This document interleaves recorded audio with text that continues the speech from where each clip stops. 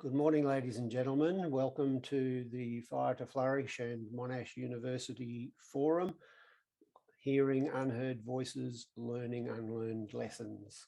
My name is Dudley McArdle. No, I haven't been out in the sun. I think it's something to do with baby boomers' mastery of lighting. When they offered me the opportunity to hand over the mantle of Master of Ceremonies of our forums, which I've been doing for a number of years, I said I'd only do it if I can be replaced by Kate Siebert. I've worked with Kate as she's pursued her emergency management career in local government, in state government, in national NGO.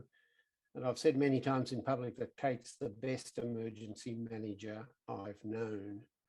So it's with great pleasure that I hand over to you, Kate, and good luck. No pressure.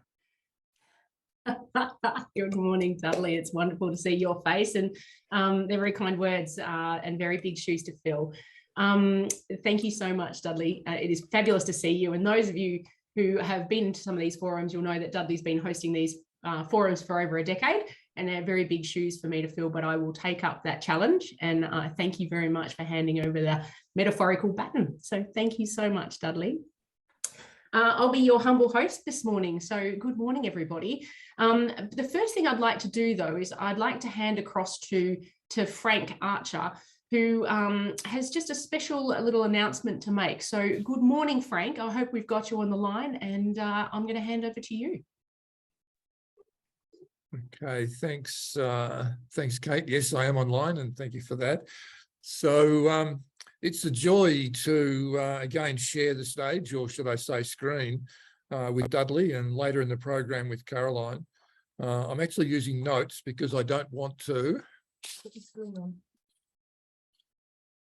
Turn the screen on. Oh, hang on. There we go. Sorry, apologies for that. I'm actually using a note or two because I don't want to do a Dudley and go over my limited time. Today, there's no end to it, is there? Today we have another handing over of the mantle, as it were. I've stood down as the team leader of the MUDRI team, with warm acknowledgement to the sustained leadership and contributions of Caroline and Dudley and Samantha as our long-term members of the MUDRI team, and the tangible support from you as our MUDRI network, which now extends for just over 11 years. I'll be continuing in the quiet and more traditional role of an emeritus professor. But this morning, it's my pleasure and honour to introduce to you all, as our valued members of our MUDRI and now our Fire to Flourish network, the incoming director of MUDRI, Associate Professor of Practice, Jonathan Abrams. Jonathan comes to Monash directly from the World Health Organization in Geneva, where he has led the international development of health emergency disaster risk management over the past 10 to 15 years. He's an Australian citizen with extensive knowledge and previous leadership roles in the Australian emergency management system. He's no stranger to MUDRI, as Jonathan was our Professor Burkle Keynote lecturer in 2020. Jonathan commenced his role with us only on Monday of this week. Jonathan, a warm welcome to MUDRI, our best wishes, and offering the continued support of your MUDRI network. So, Kate, back to you. Oh, thank you so much, Frank. And I'm sure I speak on behalf of so many of us when we say a huge thank you to you for your humongous contribution that you've made over the years. And Jonathan, a great big welcome on behalf of us as well. It's fantastic to have you as part of what is a very special fold, and really an amazing brains trust that is passionate about the pursuit of community resilience. And I'm sure you'll hear about that today as part of today's session. Thank you so much, Frank. It's just been an absolute pleasure to walk beside you over the last decade or so from my perspective, and I'm sure you'll be missed in your formal roles, but I'm sure you'll still be around, and we'll draw on not only your wisdom, but also Dudley's. So between the two of you, I'm sure you'll still be in the wings as our support crew. Thank you so much. Look, back over to me. So again, as your humble host and MC for today, I warmly welcome every single one of you to today's session. We'll be running through till 1 p.m. today, and we have some fantastic speakers and presenters as part of today's program.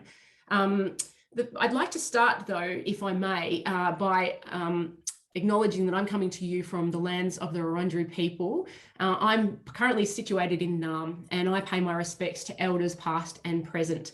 We'll be doing a welcome to country shortly, and I'll just work through some housekeeping before we do the formal welcome to country.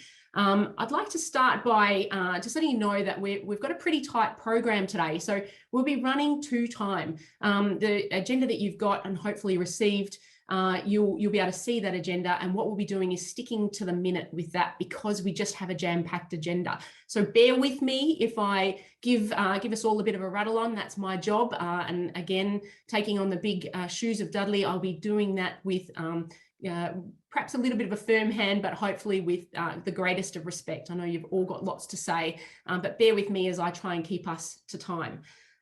Secondly, I'd like to just let you know that the session today will be recorded, so that everybody who's registered for today's forum will be able to access the content. So we'll be recording the session today as well. Hopefully the technology guides are with us and everything's working, but you know, as with anything, there can be some technical issues, so bear with us if that's the case. We'll be doing our best, and there's an amazing team working behind the scenes to help us to make things go as smoothly as possible. Each of you as participants will have received a workbook, and I'll be referring through to the different pages of the workbook throughout the day. So I suggest that you open that up as part of your emails, have a look at that, and also play along at home. I think really importantly too is there's more information about every single one of the speakers in that workbook, so you'll be able to learn more about where people are coming from and what they're all about. So have that open if you can on your computer as part of today's session. And finally, there's a Q&A session, a Q&A function as part of Zoom. So I suggest that if you can, hover down at the bottom of your screen, and there's a Q&A button there that'll open up a dialogue. And what you can do throughout the session is create questions, and you can also vote on the questions that are coming up. And what we'll do is after each presenter, we'll actually look at some of the questions that are coming up, and we'll pose them back to the presenters. So please feel free to add to the conversation and be part of that Q&A function. Finally, and really importantly, we've got a very special person with us today, Tatum Kenner. She's a digital storyteller, and she'll be running alongside us today, capturing in words and pictures the dialogue, the themes, and the conversation. We'll have that up on the screen the whole way through today, but every now and then we'll throw to Tatum and see what's coming up, what are the themes and trends coming up. So that'll be on your screen throughout today's session. So today's a really special session, and I think something that's very near and dear to my heart. Community resilience is something that I live and breathe, and also you know, when we talk about hearing unheard voices and learning unlearned lessons, this is something that those of us who play in the community resilience space or emergency management space know is just absolutely critical. Whether you're new to this space and you wake up knowing that there's more out there that could be done, then this program is for you. You'll hear the stories and experiences, the good, the bad, and the ugly, from others who share your curiosity. For those of you who wake up each morning knowing that community resilience is one of the most important issues on this earth, then this program is for you. Your role is to create the space and put the supports in place to make this possible so communities can be more resilient. You'll hear 12 stories that'll inspire you, energize you, and provide compelling evidence to support you. To quote Dudley, there are lessons learned and lessons observed. And there's a distinct difference between those two matters. And hopefully today you'll be able to mull over the difference between lessons learned and lessons observed. We'll have all spent time as both a student and a teacher, either formally or informally. And it's fundamental to us as humans to connect and share and grow. How do we know what lessons are? Who is the teacher and who is the student? And how do we measure the progress, if any? We know the importance of hearing voices that are out of earshot, which are rich with experience and knowledge, but only if we listen. Today, we are joined by a diverse group of participants that span the country, representing families, community networks, community organisations, but we're also joined by universities, both student and faculty, local and state and federal government, essential services, including health, water, communications, to name a few. Amongst us are passionate local, state and federal government representatives, and we're also joined by a number of corporate sector members. And really importantly, this network boasts a collective wisdom, experience and resources spanning 250 lifetimes. So let's commence. I'd like to introduce Janet Gulpin from the Boon Wurrung Foundation to do a welcome to country. Over to you.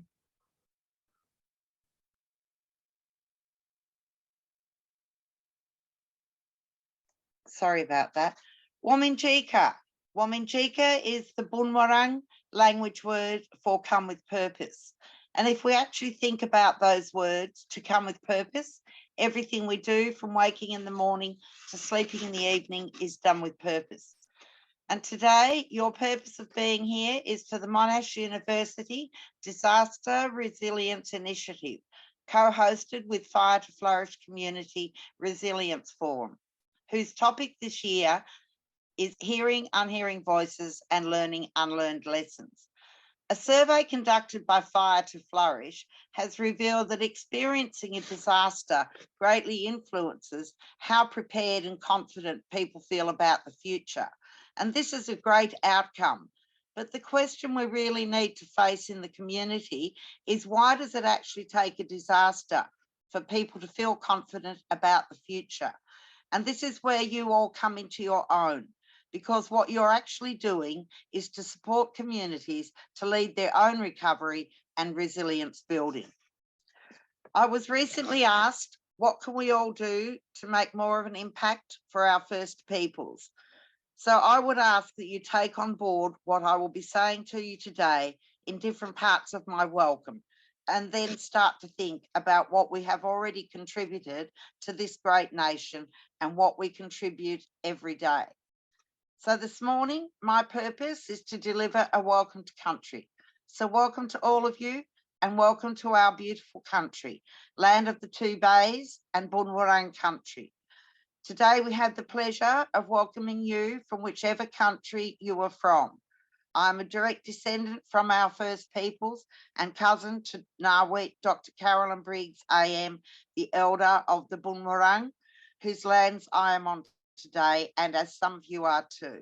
And I am here today representing Dr. Briggs. We are the custodians of our lands that extend from the Wilson's Promontory in the east to the mouth of the Werribee River in the west, encompassing both of our beautiful bays. Western Port we call Mudden, and Port Phillip we call Nam. This country is unceded land. Today we meet on the country of our ancestors, and we pay our respect, not just today, but always to our ancestors, those people who came before us. And we're especially pleased to recognise the commitment that you've made here today in paying respect to the spirit of this land and to our First Peoples. Through this, you have shown the willingness to honour sacred ground. For the past over 200 years, we have been largely ignored and all but written out of the history of our great nation, Australia. So when I get the chance, I like to recap some of our history that we want to have as a shared history with you. We are the oldest surviving living culture in the world, and this is something that we want all Australians and peoples of other countries to connect to. from well over 65,000 plus years ago, Aboriginal and Torres Strait Islander people were this country's first explorers, first navigators, first engineers, first farmers, first botanists, first scientists, first diplomats, first astronomers, first teachers, first artists, first healers, and first lawmakers. Today, we are excelling in all these fields of expertise because generations of our ancestors preceded us in these. And also to say, how did we live and survive on this continent for so long without having all of the aforementioned in place? So in saying all of this, you should also be aware that in that time that we survived every climatic change to this country during those years, including the Ice Age. So we have always adapted, and that is why we still survive today.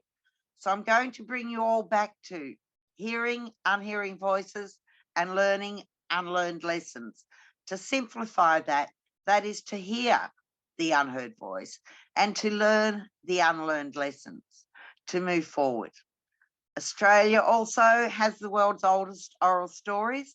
Our first peoples engraved the world's first maps and made the earliest paintings of ceremony, and the very first footprints on this continent were those belonging to our first peoples. So we ask that you recognise and celebrate that our First Nations people have occupied and cared for this continent for well over 65,000 plus years. And we invite all Australians and all peoples of other countries that are here with us today to embrace the ancient history of this country, a history that dates back thousands of generations. And this includes the Bunwurrung, who are the original inhabitants of this country that I am on today. And our Bunwurrung people still live and work on their own country. The word Wominjeka, as I said earlier, translates to come with purpose, but it's also a contract between the people as the custodians of this land and yourselves to ensure that our laws are adhered to and to guarantee safe passage to those who ask.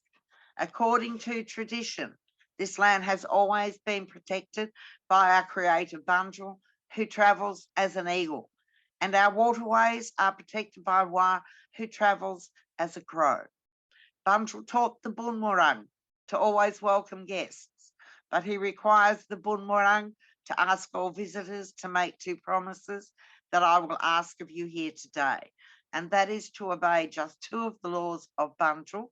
The first, to not harm the land of Bunjil, and the second, to not harm the children of this beautiful land. And if we can commit ourselves to these two promises, we live in a better world. And this commitment was traditionally made through the exchange of a small bough of leaves being dipped into the waters and the spoken words, Wominjeka. Thank you, everyone. And Kate, back to you.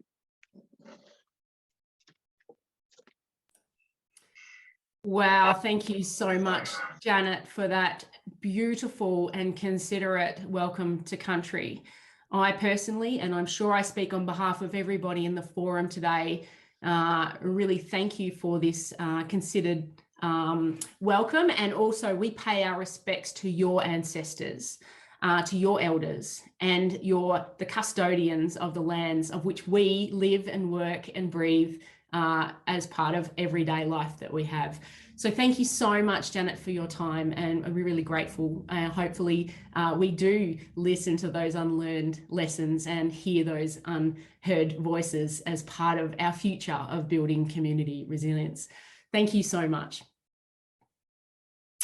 Okay, so we are very lucky this morning to be hearing from our keynote speaker this morning.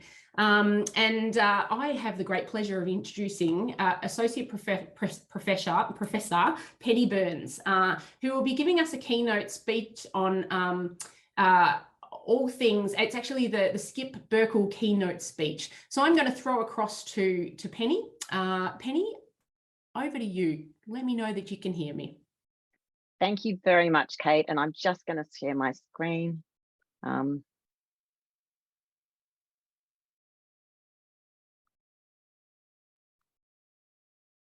there we go.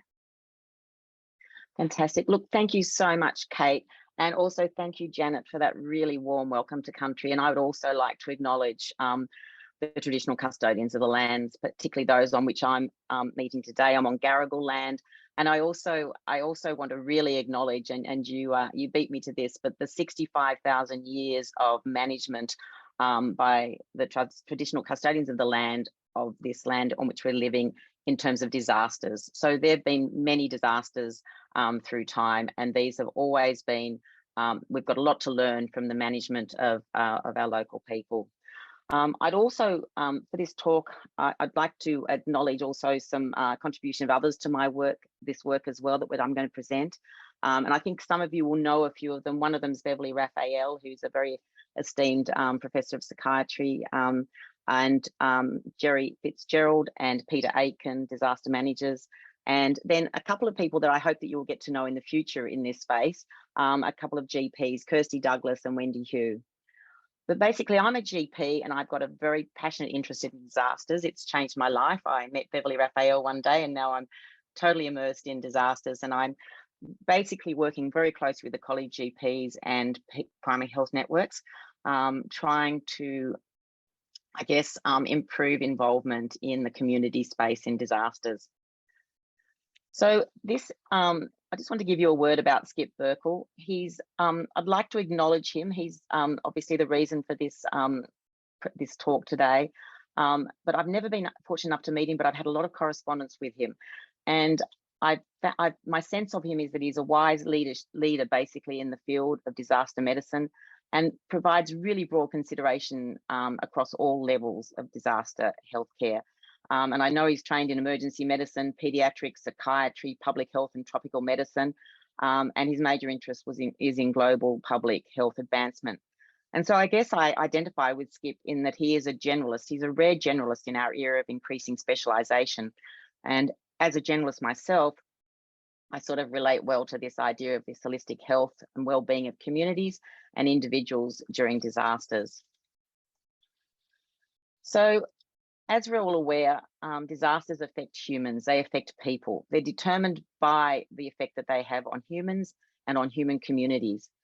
And yet, as Kate's mentioned, as others have mentioned previously, the voices of the local community members are still poorly heard. The lessons from their experience are still poorly learnt, and their influence on the broader management response is still poorly incorporated. Following each disaster, there's a lessons learnt period where you try to capture all the lessons learnt. And for many of us that have attended these lessons learnt, they do start to become very repetitive and start to echo previous briefings. So the answer is 17 years. What is the question? Understanding time lags in translational research. Actually shocked me when I started doing this work, because that by title reveals the difficulty in translating the lessons learnt, including the scientific research, into policy and practice within health research systems, where the ultimate aim is basically to improve the health outcomes of the patient population. So today I'm going to talk about one of many often unheard community voices in the community and in disasters, and that's the group of community healthcare providers called general practitioners, and how we went about listening to these unheard voices to learn the lessons, unlearnt lessons. So just a really quick word on GPs, and you probably all know GPs from your own GP, but just to put it in context. So they are a very silent voice in disasters for many reasons, and they're not usually included in work on community resilience. And that's partly their fault, in that they're usually too busy to join and to contribute because they're busy working away in their practice. But GPs often live in the local community. They often send their children to the local school. And so along with the rest of their community, they experience these disasters. So as a bit of background, there's about 43,000 GPs around Australia, and every year there's 164 million GP consultations. To put that in perspective, there's about 8 million ED consultations every year. So there's quite a weight of care that's seen by general practice, which is not really noticed, I guess, until it's missing. And in disasters, it's not linked in. The square on the right shows you basically a health hierarchy So it's Green's hierarchy of health. And what it says is in a month, for every 1,000 people in the community who feel a symptom or who feel unwell, 113 of those will visit a GP's office and 13 will visit an ED. So again, it's looking at the bulk of care. Just a word on primary health networks, because I'm not sure that everyone will understand what they are, but Australia's divided into 31 primary health networks, and these mirror the local health districts or the local health networks. And one of their roles is to coordinate and link general practice into other primary healthcare services. So this is sort of important for the background of this talk. So I'm saying that we have GPs and they do see a burden of care, but what is the value that the GPs can bring? Is it worth having them involved? Early on, when we were looking at this research, there are a lot of GPs and a lot of disaster managers and a lot of others who said, well, GPs will just get in the way. They're not trained. They're not able to contribute to that because they're not skilled in acute injury.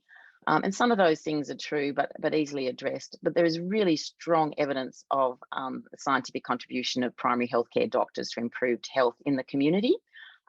Many studies now have been shown that basically by increasing the number of GPs in a population, you can decrease the mortality in that population.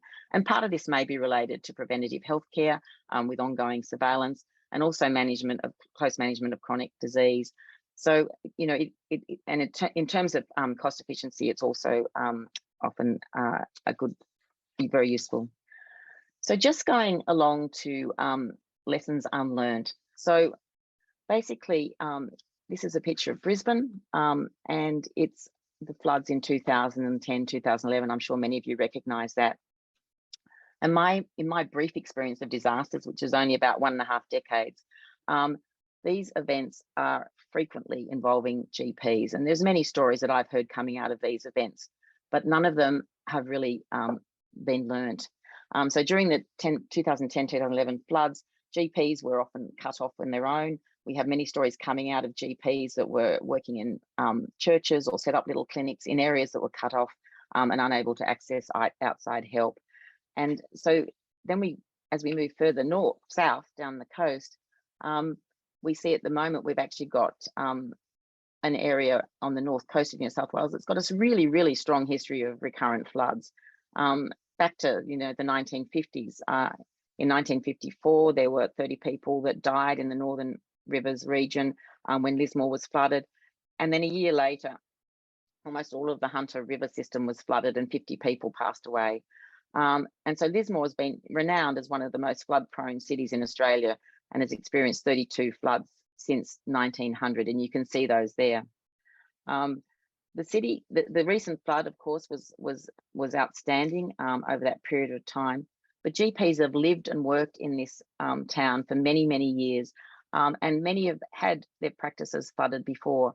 And yet, as I go to meetings now about how we can help these GPs get back to work and start seeing patients again, the lessons and I guess the discussion is very much the same as it was in past floods. At this time in Lismore, there are 8 general practices, and during the floods, 3 of those practices went down. 2 were large practices. These 2 practices saw over 500 patients a week, and power and electricity and infrastructure was not restored for quite a while, which meant these patients were then having to go to the ED. The ED was apparently the ED is used to seeing about 90 patients a day, and general practice is used to seeing the 500 a day. So that's a lot of practices that can actually, a lot of patients that will be flooding into ED. So this was despite having GPs that were able to work but didn't have premises.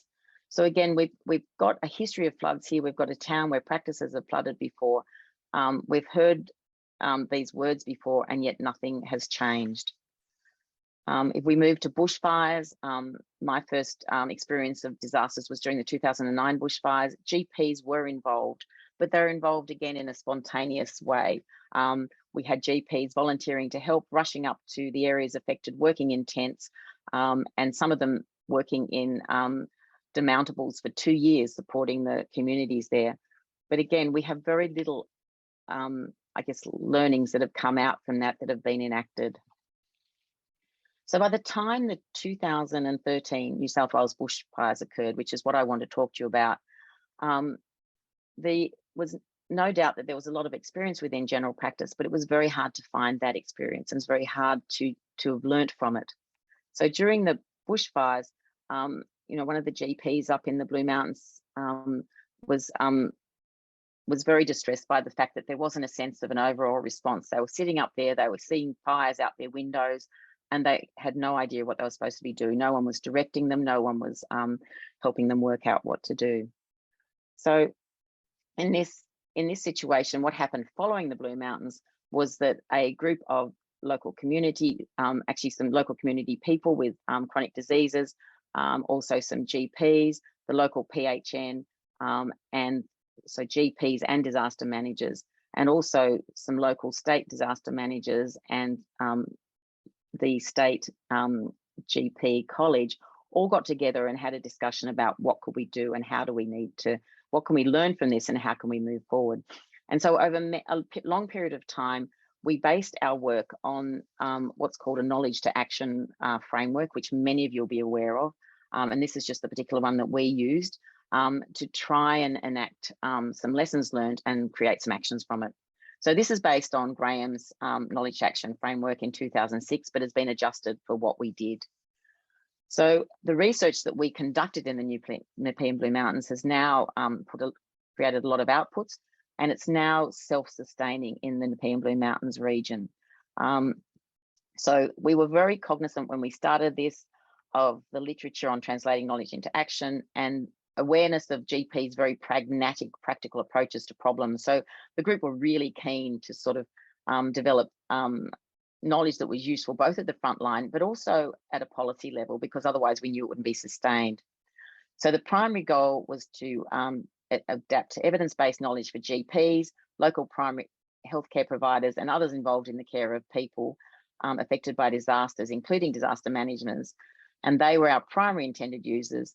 But the intended primary benefactors were two groups. That was the intent of improving the health outcomes in that area for the population, and also something that I'm very passionate about, improving the wellbeing and safety of GPs, because in past disasters we have seen, and I've met a number of GPs who have been through these events on their own with no guidance and have been have felt the trauma, I guess.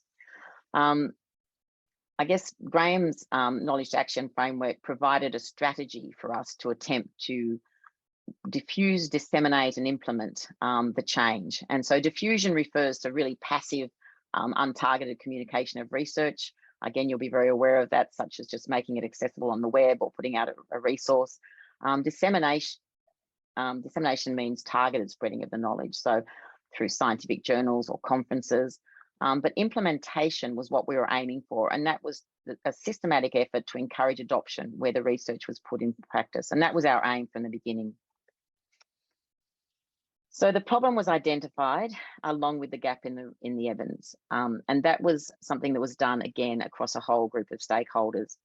And basically, it was that GPs have no clear role in disaster healthcare systems. Evidence supports their benefit to any healthcare system, and even though they're on site, they have no responsibilities or interaction with what's going on in the disaster, which is dangerous for both themselves and doesn't help when there's a shortage of healthcare providers. So we, what we did next was we worked out what knowledge we needed. So it was sort of basically an inquiry into what knowledge we required. And we decided we needed to know what were the health effects of disasters that might relate to general practice. Everyone was saying that they weren't needed. It's only the acute care that's needed. And we also talked to the GPs and disaster managers and stakeholders and experts in this field to work out what they thought was needed. And so that resulted in us conducting a literature review and also analysing the lessons that have been learned from previous GPs and disaster managers in the space.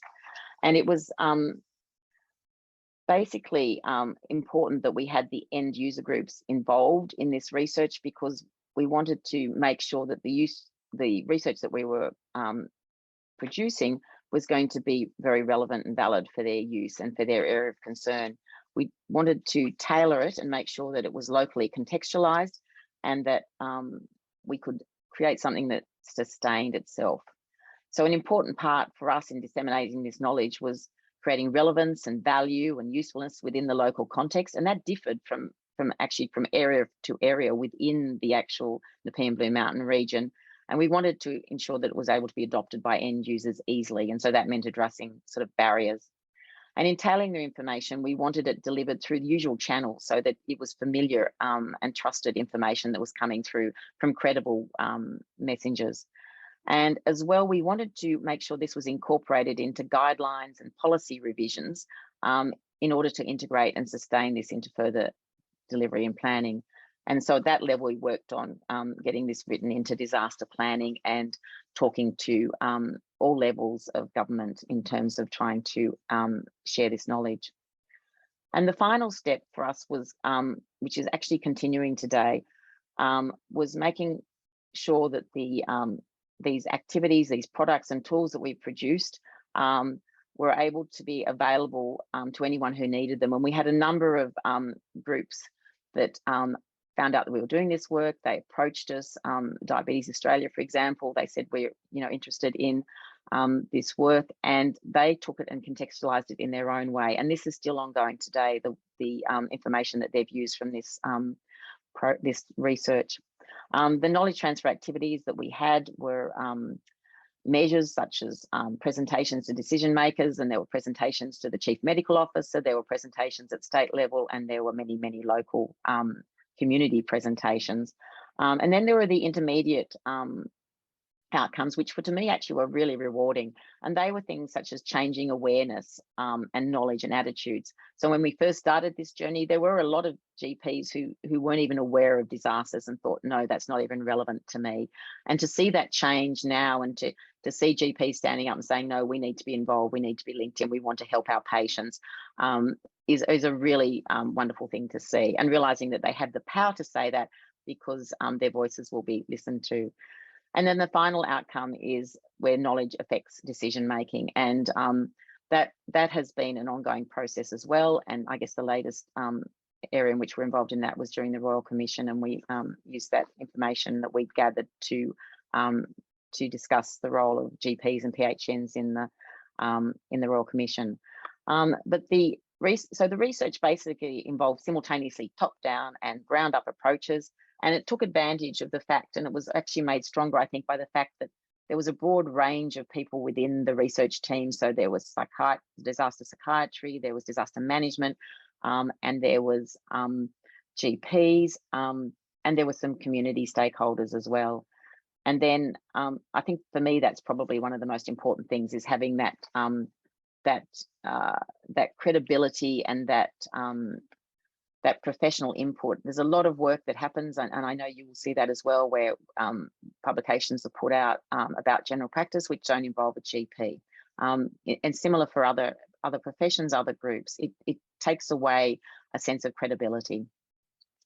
And so I think knowledge exchange, as opposed to simple knowledge transfer, implies that you have the end users interacting throughout the whole knowledge to action process, identifying the gap in the beginning, and making sure that it's something they actually want. Too often research arrives and it's something that someone else has thought of, will engage people and get some impression of what they think.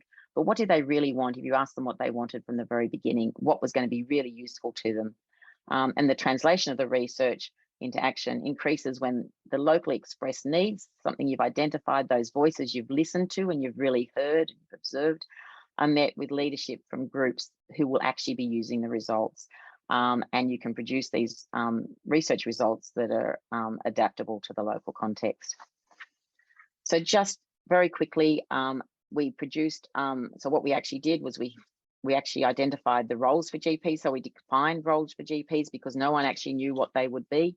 And we couldn't talk about involving GPs unless we actually had roles. We did a whole lot of disaster roles and plans for the PHN. We linked in with the LHD. We set up regular meetings with LHDs. We created communications. We created committees. We got involved at all levels and started doing a lot of advocacy as well. And all of these are now being sustained, self-sustaining. The PHN is now self-sustaining, ongoing development of this, and also sharing with the other 31 PHNs around the country. And the Nepean Blue Mountains PHN is now seen as a leader in this field. We established the linkage processes and how it would work in practice. And then when the 2019-2020 Black Summer fires arrived, they also affected the Nepean Blue Mountains.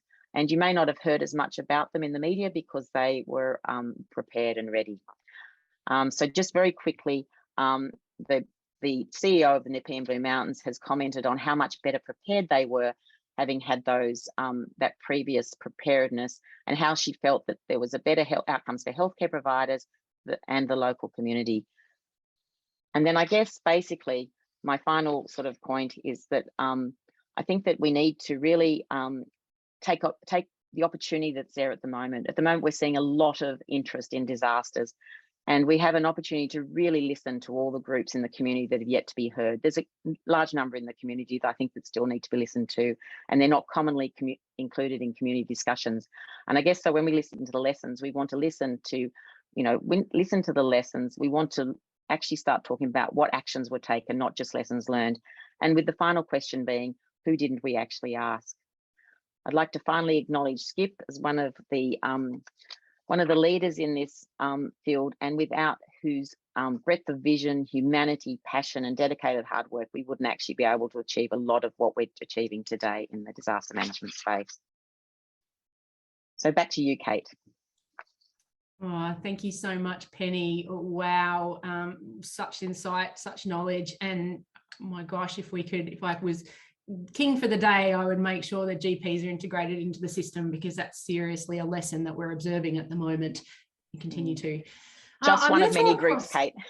Yes, just one of many groups. Correct, but it's such an important part, and we know that.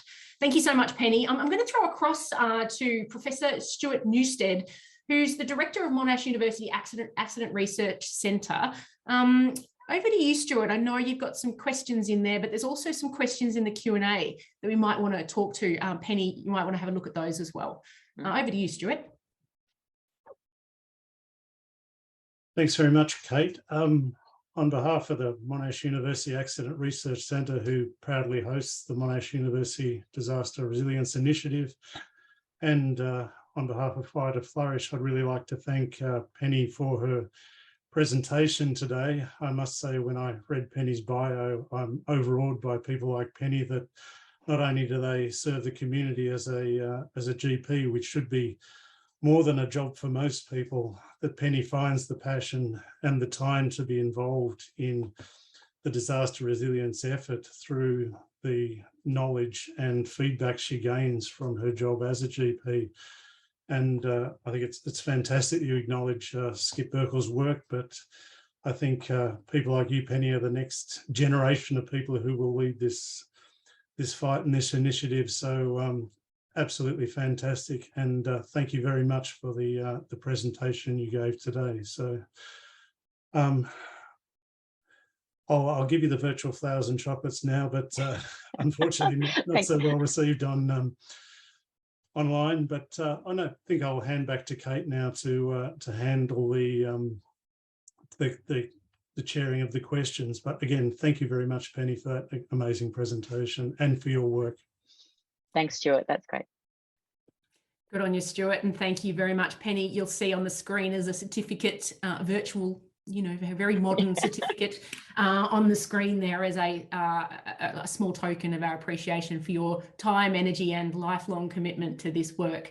There are some questions popping up, and what I'd love to do is perhaps pop, when you're in the chat function, you can chat with everybody. If you just click on everyone rather than individual names, and you can actually answer some of those questions, generate some discussion. What we want to hear from is the conversation that generate that rich discussion, because we are the agents of change. We are the people who are going to create change in our community. So again, thank you so much, Penny, for your time, for your work, and we really look forward to continuing to hear about the integration of GPs into the emergency management and community resilience system.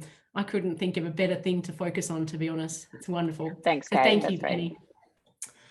Okay, so we're going to keep on moving just in interests of time, because again, I'm your timekeeper and keeping us on track so that we can have a little break in the middle and get you back on to the rest of your day.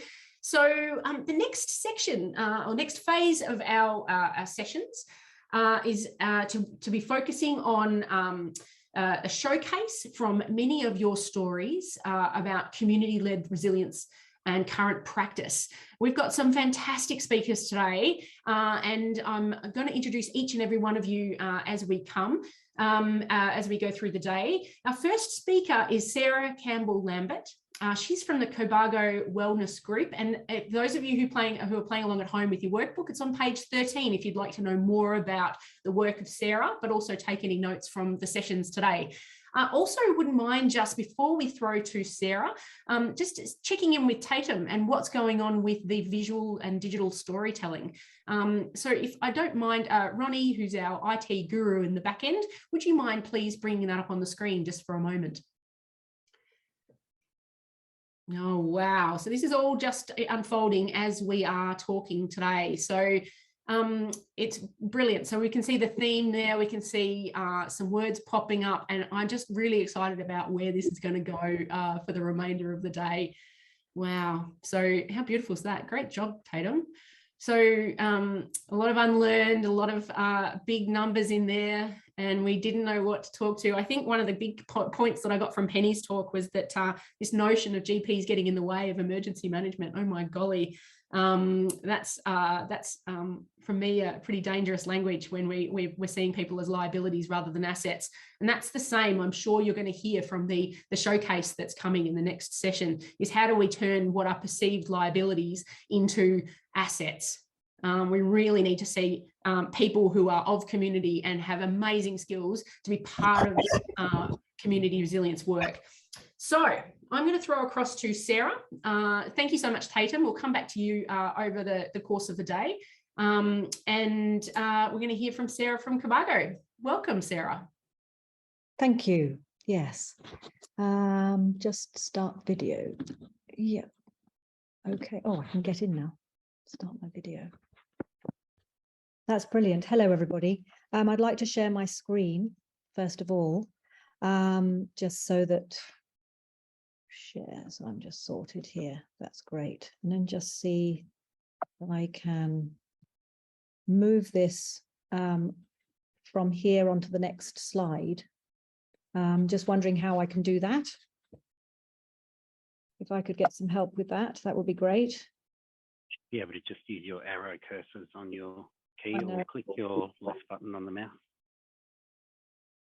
Yes. Ah, yes. And then, okay. So, I'm going too far forward now. We just need to get back. Okay. All right. We can get back to the beginning. That would be quite good. Let's stop share.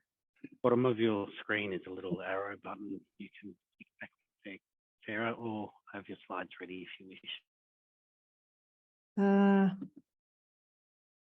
Maybe I could get you to share my my slides. That might be better because I'm sort of struggling here. That's better. And then I can just tell you to move on. Okay, sorry about that, guys. My name is Sarah Campbell Lambert. I am the founder of the Cobargo Wellness Group. I live in Cobargo, just north of the village. We were very heavily devastated by the fires in 2019, 2020. So yes, I'll just carry on. So this was founded, and if you move on to the next slide, I can just give an outline of what kind of happened. We evacuated at 4 o'clock in the morning, and we, 7 of us, went up to Narooma, and we were kind of sitting there with no, bedding, nowhere to stay, nowhere to do whatever. And I got a phone call saying, "Where are you? Do you need help?"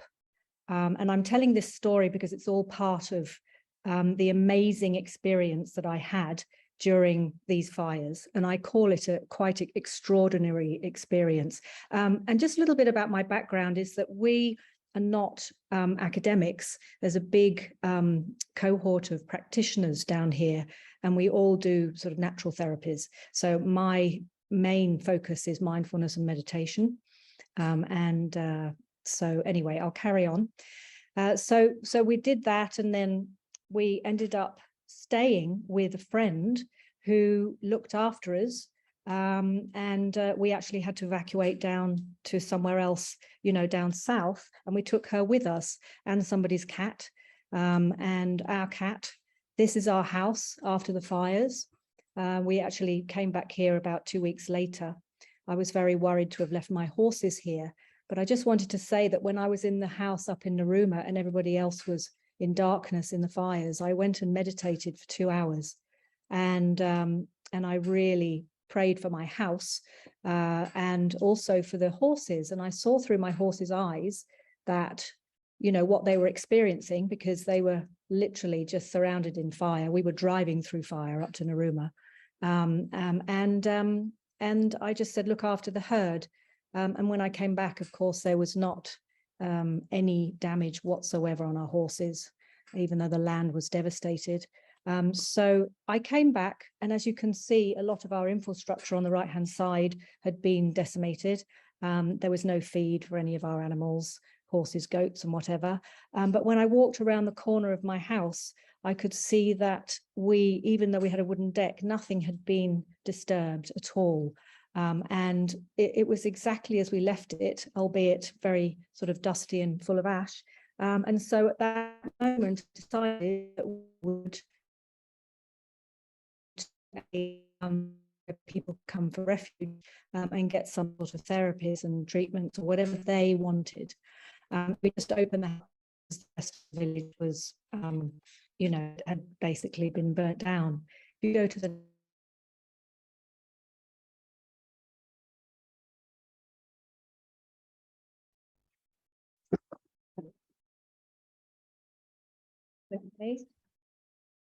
Sarah, I think we've got a little bit of poor internet, so you might just want to repeat just the last 30 seconds of what you were saying. Oh, yes. Well, I was just saying, if you could go to the next slide, that would be quite good. But that was did you hear about, yes. So now we went into full steam ahead with getting some practitioners together and sort of held meetings and God knows what. And we started trying to get things going for our community. So you know, it was very much a case of we need people to connect. The people were coming through the door were just very traumatized, and they couldn't speak, and they were shaking, and a lot of people were crying.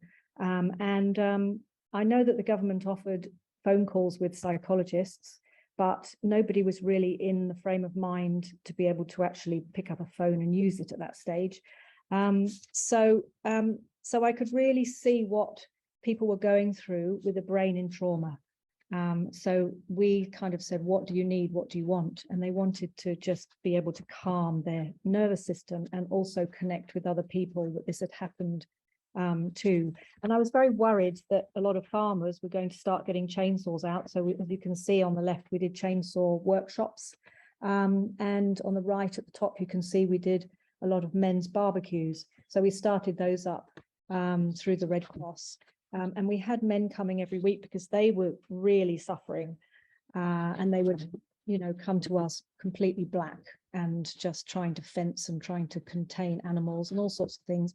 And so it was a place where I realized that what we needed was not therapy, not talking, you know, sort of controlled talking groups about how they feel, but just places where people could actually just come and say, are you all right? No, I'm not coping, and we could listen. So it was very informal, and I think the informal was the key here. But we did lots of other things like afternoon teas, and we did, as you can see, really what the main thing people wanted was massage. They wanted to calm their nervous systems. They didn't realize it at the time. At first, the women came, the wives came, and then they kind of said, I'm going to divorce you to their husbands if you don't come and calm your nervous system.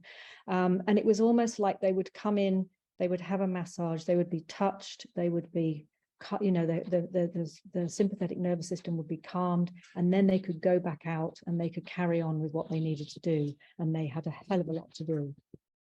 So so we found that this, you know, was very useful, and we did yoga, we did meditation, we did dinners, you know, we just did anything that we could think of that would just bring people informally together, but also with that therapist background where we could nurture, and, you know, we knew when they were in trauma, we knew when we could just help them and guide them.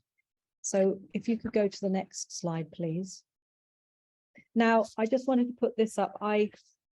There was a time when I was driving past our local pub down to Bermagui to go and get a meal from the World Central Kitchen. Now, the World Central Kitchen came to the Cobargo area there. I think they're an American organization.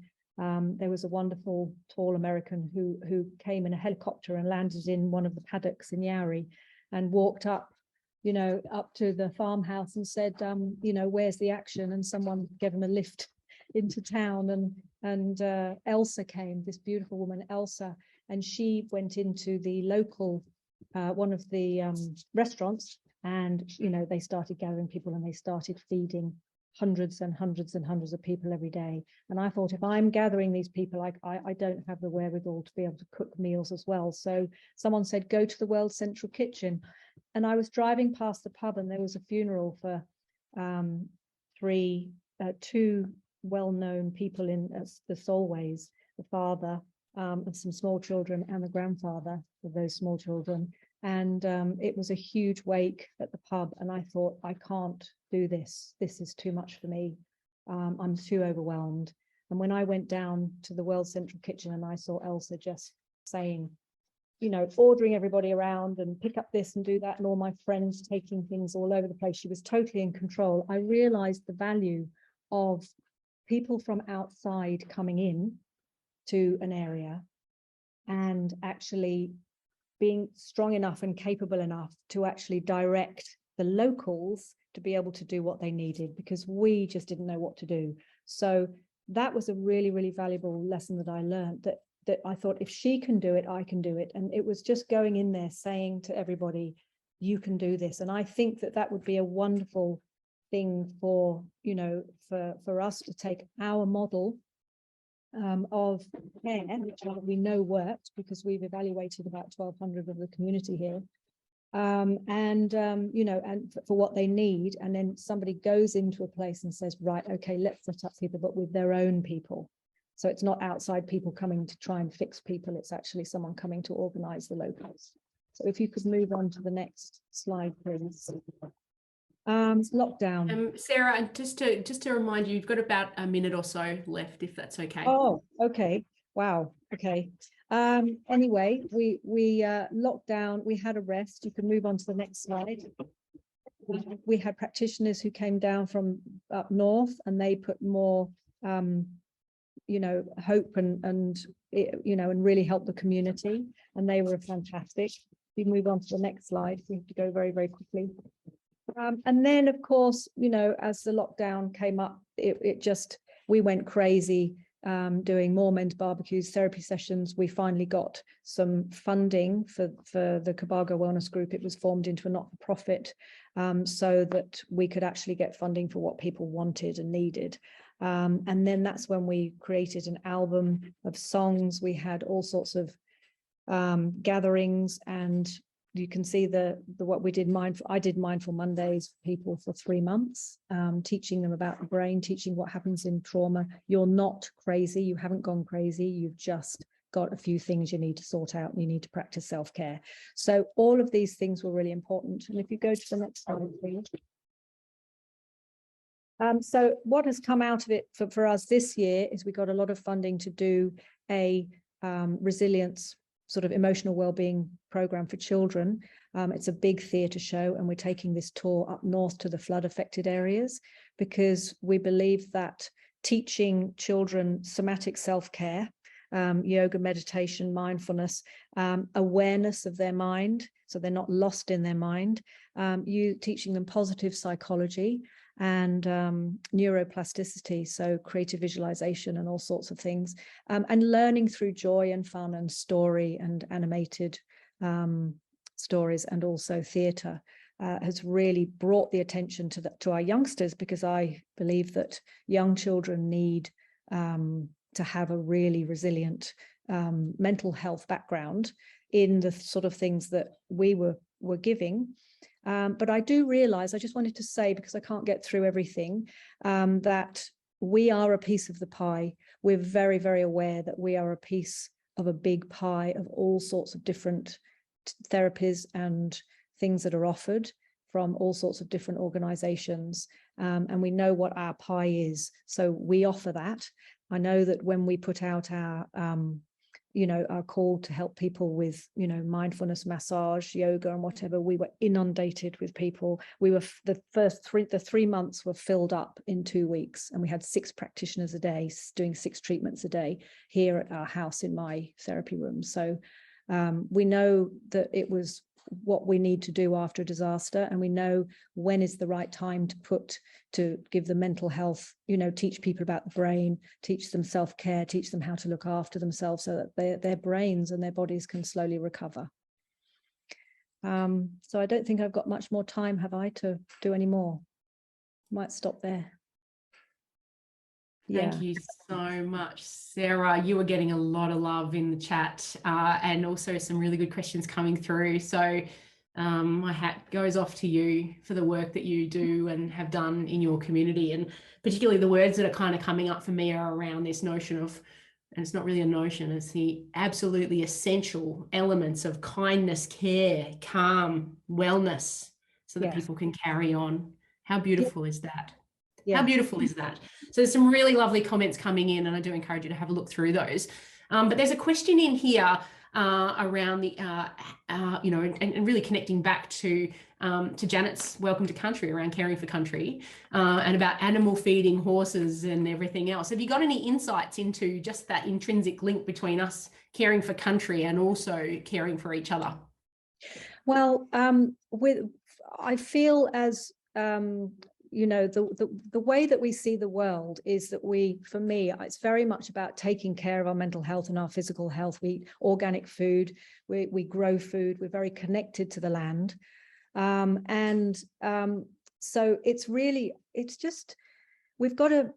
kind of using the right side of the brain, isn't it? It's just really being aware that we are not our brains. Our brains are just a little hard drive full of stuff telling us that we're not safe and we're not good enough, whatever it tells us. But there is another side to us when we do mindfulness and meditation, that we realize that we are connected to the land, we are connected to each other. So when you're in a disaster like this, our inner worlds are very, very strong. Our inner guidance system is very strong, and also our connection to people in the community, and just knowing instantly that we need to connect everyone. We need to say to each other, you're going to be okay, you're going to be all right, and let's calm down. So that is such an important thing at first. And also noticing, you get to notice when you're not feeling right too. You notice when you're not well and you need to retreat and you need to do, self-care. So all the time on we had about 600 people following us on our Facebook group, and we would just say, are you practicing self-care? Are you okay? And just connection. But that, doing mindfulness, doing meditation, doing all that sort of stuff, it does seem to open you up to that. Does that make sense? It sure does. For those of us who practice mindfulness, we know the value of it. Look, Sarah, that's just wonderful. And again, the comments are coming in. So you can sort of hear this comments around wisdom and listening. Oh, what a theme we're picking up for today. Listening, wisdom and acknowledgement of self-care. There's just obviously a big patch of love coming at you and the work that you're doing. And I think we can hopefully all learn from just how important that is. It's not an aside, but absolutely fundamental to our own well-being, not only individually, but collectively. Yeah, our foundation for our children. Yeah, I want to disrupt the education system with that right brain activity. They're already there, they're perfect. So we just need to acknowledge that you're right and keep that going. Just keep that going. Wow, Sarah, thank you so much for your insights. Yeah, we're all really grateful for the work that you're doing, and good luck up there in Cobargo over the coming weeks, and particularly as we go into spring. Okay, so thanks, Sarah. We're going to move on to our next amazing presentation. And Belinda, it's really lovely to see you again. I've known Belinda for a long time. Belinda's coming from Mums of the Hills in the Dandenong Ranges. And I'm going to throw across to you, Belinda, to share your insights and knowledge. Thank you very much. Just one moment while I get things set up. I'm hoping that that will all work for you. How are we going? Can you see my screen? We can see your screen and we can see your face. Fantastic. Okay, well, thank you very much for having me today. As Kate has said, my name is Belinda Young. I'm a mum. I am a PhD student at the University of Melbourne, and I am also the founder and president of Mums of the Hills, which is an online and place-based community here on Wurundjeri land in the Dandenong Ranges just outside of Melbourne. So what I'm going to do is I'm just going to take you through our story before talking a little bit about what happened to us in our situation, how we responded, and a little bit about that resilience that you're all wanting to hear about. So about the story.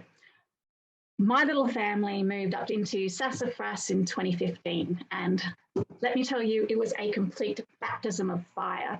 We came from an inner west Melbourne suburb, pretty safe and quiet, to the raucous of the birds and the tall trees and the beautiful forest of Sassafras. I didn't know a soul, and just shortly after we arrived there, I fell off a ladder with my two little toddlers wandering around. And I realized pretty quickly that no matter how many times I screamed or how loudly I screamed, no one would hear me. And I realized quite quickly that I needed to find my village. I needed to be able to connect with locals, really to survive. And so what I did was long story short, I clicked, create on a Facebook group. And I went up to the local pools, childcare centres, and just said, look, this is what I've started, and it grew from there. So now, going forward to 2022, we now have 5,000 members, all through word of mouth. We are recognised by local doctors, maternal child health nurses, as a safe space for new mums and mums new to the area to find their support, to find their village. Now, I think it's safe to say that I fall into that category of a disaster tragic. So that's those kind of people that are absolutely fascinated by how communities prevent, prepare, react to, respond to, and recover from disasters. My background is, as I said, I'm a PhD student, but I firstly did my master's in bushfire response following a 2014 bushfire in Mickleham. And now my PhD research is about bushfire prevention and how online groups and place-based communities can interact to make or to promote preventative action on the ground. So yes, the reason why I think our group is slightly different to your average Facebook group or a normal Facebook group is that you've got somebody that has disasters and resilience in their mind constantly, that it was built to provide a village, to create a village in a highly mountainous, highly isolated area. And with a background knowledge of the strengths and weaknesses of online groups or social media, it does help to make a very safe space for our members. So moving right along, let's see. These are the kind of things that we now do. Because I have that disaster background, I think I've been known as a bit of a prepper. So we do things like chainsaw workshops for mums. We do trauma-informed care so parents know how to understand when their children are maybe responding to something differently, or how they can also look after themselves during those situations. We do first aid training. Statistically, the census data still shows that women are more likely to be the person looking after children, the sick and the elderly. So they're more likely to be in an area or in a disaster at home. So we felt that it was incredibly important that we had our mums prepared for any situation, whether it be a Lego stuck up your nose or a tree down in front of your house. It's not just all about prepping. We do want to connect our online and our place-based communities. And so we have a lot of fun. So from wine tours and clothes swaps to writing workshops, Pilates and yoga classes, we have a full range of events to ensure our community remains connected, that our community online recognises that they are actually connected to their place-based. And I find that because of that, there is more likely to have a more safe and more open conversations and supportive conversations online. We don't have trolls. We don't have any of that. We have just support, which is a very, very rare thing in social media. Another thing we do really well on Mums of the Hills is we are a bit of a library of information. You know, these wise mamas seem to hold everything in their head and they're very willing to tell us what's going on. So we have a fantastic library of psychologists and plumbers and carpenters and anything you want to know about. You ask a mum and in 5 minutes, you will have the recommendations at your fingertips. So that is something that is extremely powerful in our group and we use it to great effect. So this is where we come to our situation. So I'm not quite sure whether everyone is aware, but last June, in a night that I can only describe as sheer terror, we had a storm that took down approximately 25,000 mountain ash. This is in front of my house. So we took down 25,000 mountain ash and other trees, but the mountain ash were the big ones. We had 71 houses destroyed. We had 1,000 businesses and homes that were seriously impacted. We had 5,000 homes flooded. We personally were without power in the middle of winter for 21 days. Now, this is a mountainous area, so trying to get up and down and to villages or to anybody is incredibly difficult. And when you don't have access on road access and no mobile phone coverage, I might add as well. So no one could call anybody, no one could do anything. And I certainly was one of those people that was saying, don't even do anything because no one will be able to come, no one can hear us, no one can be contacted. So it was a very serious situation where we just had no communications whatsoever. So once we did cut our way out, which took us a couple of days, so we got out and I got myself down to Belgrave, which is a little suburb about 10, 15 minutes away. I kind of entered into the world of information chaos that happens after an event of this scale, a disaster. What I found is that information was everywhere, but nowhere in one place. Now, when you don't have mobile phone battery and you've got very limited spaces that has mobile access or coverage, then actually looking and searching for information is a bit of a luxury. It was quite frustrating. So what you need is everything in one spot. And that's kind of what I did. I had been on the radio a few times as well, and I had quite a few people contacting me, asking me how they could help, which was absolutely fantastic, but also really dangerous because it could, and problematic. So I needed to make sure that those things were managed carefully, that people had the right information. It was quite extraordinary that because we had no mobile coverage, a lot of people, even close by, 10, 15 minutes away, have no idea what we've been through. One minute, Belinda. Yes, thank you. So what we did next was I created an online hub and had everything on it, from council information to agency information to not-for-profit, right down to where you found your wood, your dry wood, your hot meals, local random acts of kindness, be it getting a hair wash or a mobile massage or a mobile clothes washing, or just someone offering some generators for people that were cold. That's what I did. And I was able to share that firstly on our Facebook page and now on our website. And now what happens is that after those, or coming up to new events, new storms, then I make sure everybody knows where to get that information. I make sure that it is updated. We have it in a PDF form so they can download, they can print it, so they have that to hand, just in case all our mobile and NBN and power goes out again. They have that kind of information at hand so they don't need to search for it. So I answered some of the questions that you had about effective partnerships. And I was thinking that it was probably possible, very possible, but a bit tricky.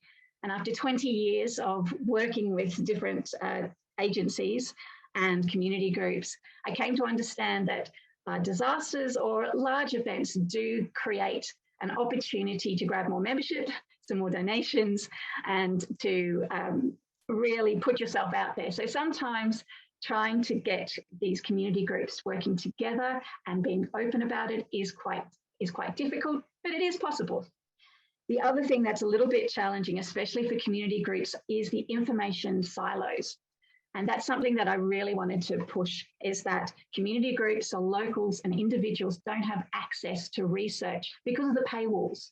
Those research journals online, unless you're with university, you don't have access to it. So it's very hard to get researched, peer-reviewed information to make decisions yourself. So you're relying on others. And I think that's really taking away some control from communities. And lastly, it's a little bit touchy, but I think that sometimes the community knowledge and abilities are a little undervalued. It's it's great to put communities in control and encouraging them to be involved, but at the same time, they're either tired because of a disaster or they're not being paid. And so it's very, very hard to ask a community to do that when they're not being paid, when it's purely voluntary. I think agencies, if everybody involved is being paid to do that or being recognised in some way, I think that will help communities become more valued. And I think I pretty much explained that. So ensuring that communities have a voice, that they can explain things in their language. We don't want it washed by agencies, so it's all the same sounding. Communities have their own voice. Let them speak. Making sure that they can be involved, but recognising when agencies need to take in because they're exhausted. Communities are fantastic right after an event. They're extremely agile. They're very dynamic. They know their community. They know who to talk to. So let them take the lead for those first few days, but then you need the agencies, you need that help when they fall over. I will leave it at that, but thank you very much for your time, and I'd be really happy to answer any questions. Oh, thank you, Belinda. Wow. I'm sure everybody, and I can see it already, the chat line's going nuts, Belinda, because in support of the work you're doing, the energy that you bring to the hills. Wow, that's just wonderful.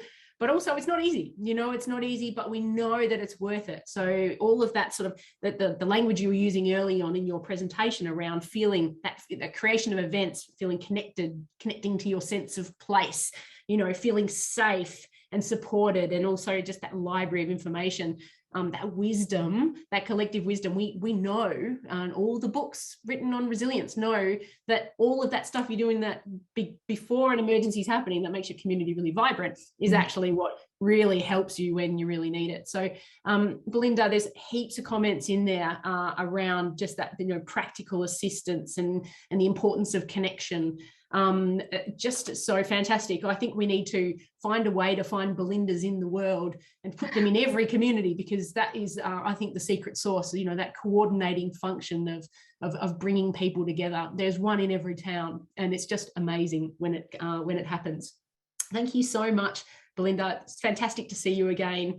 And, you know, just I absolutely know, and any emergency manager who's sitting in this forum today would know exactly what you're talking about when you're talking about information chaos, or the plethora of information that is around during an emergency and after an emergency. So you're absolutely right, telling us all the things we know. So thank you. Jump in and have a look at some of those comments, Belinda, and feel free to respond to them as well.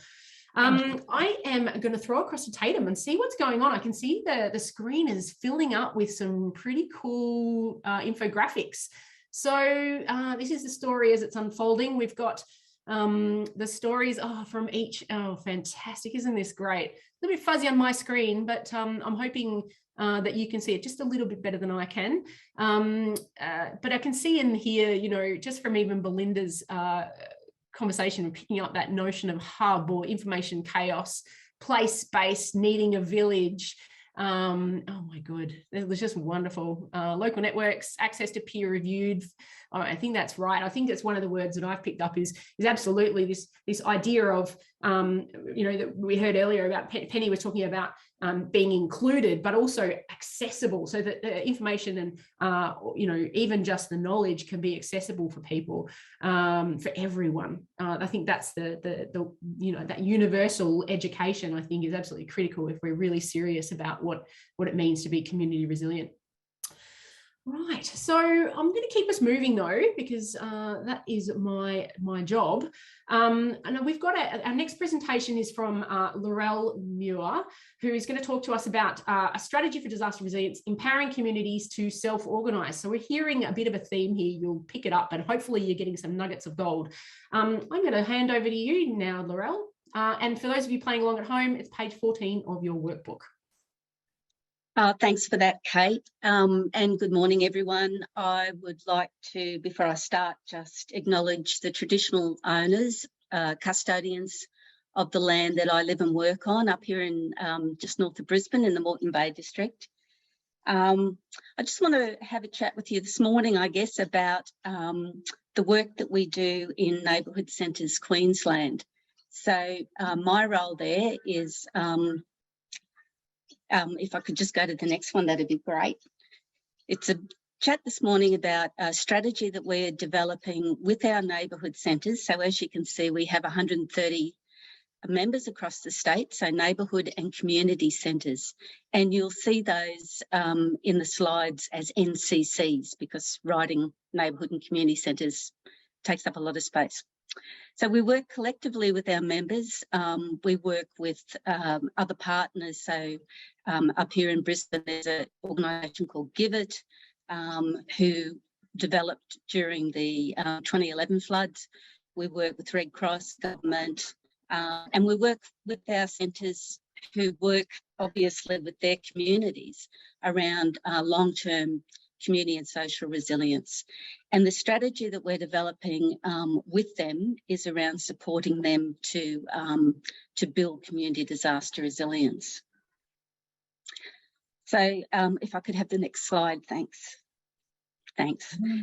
So the strategy was developed from 3 foundation strategies. So originally there were strategies that were developed in collaboration with neighbourhood centres and their communities in areas that have been impacted by monsoon, drought and flooding. So this is a statewide strategy because we have quickly come to realise that with the increase in intensity and severity of the weather events, extreme weather events that I know everyone is seeing, but we're particularly seeing up here in Queensland, that this was a statewide issue and we needed to support everyone across the state. So a brief outline of the strategy. It's a research document, so there's not a lot of literature, particularly on the work that neighbourhood and community centres do in Australia.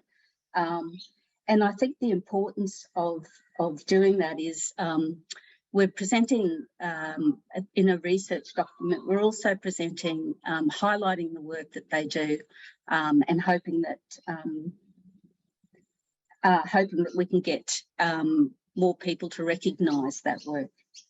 It's also, as you can see, it's a tool to enhance organisational capability and the capacity to build disaster resilience with their communities. So we have heard from our centres that they need to have support to be able to meet the demand that we're seeing.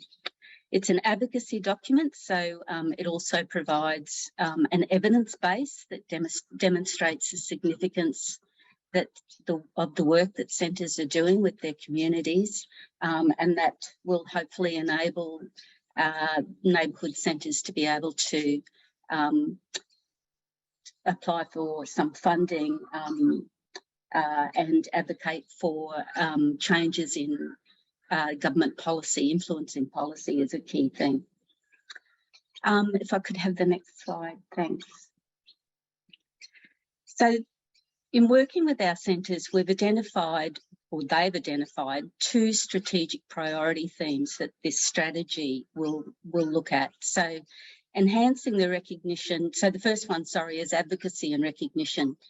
And the issue of recognising the work that the centres do is really important, particularly in terms of being able to build a working relationship with the emergency management sector in Queensland.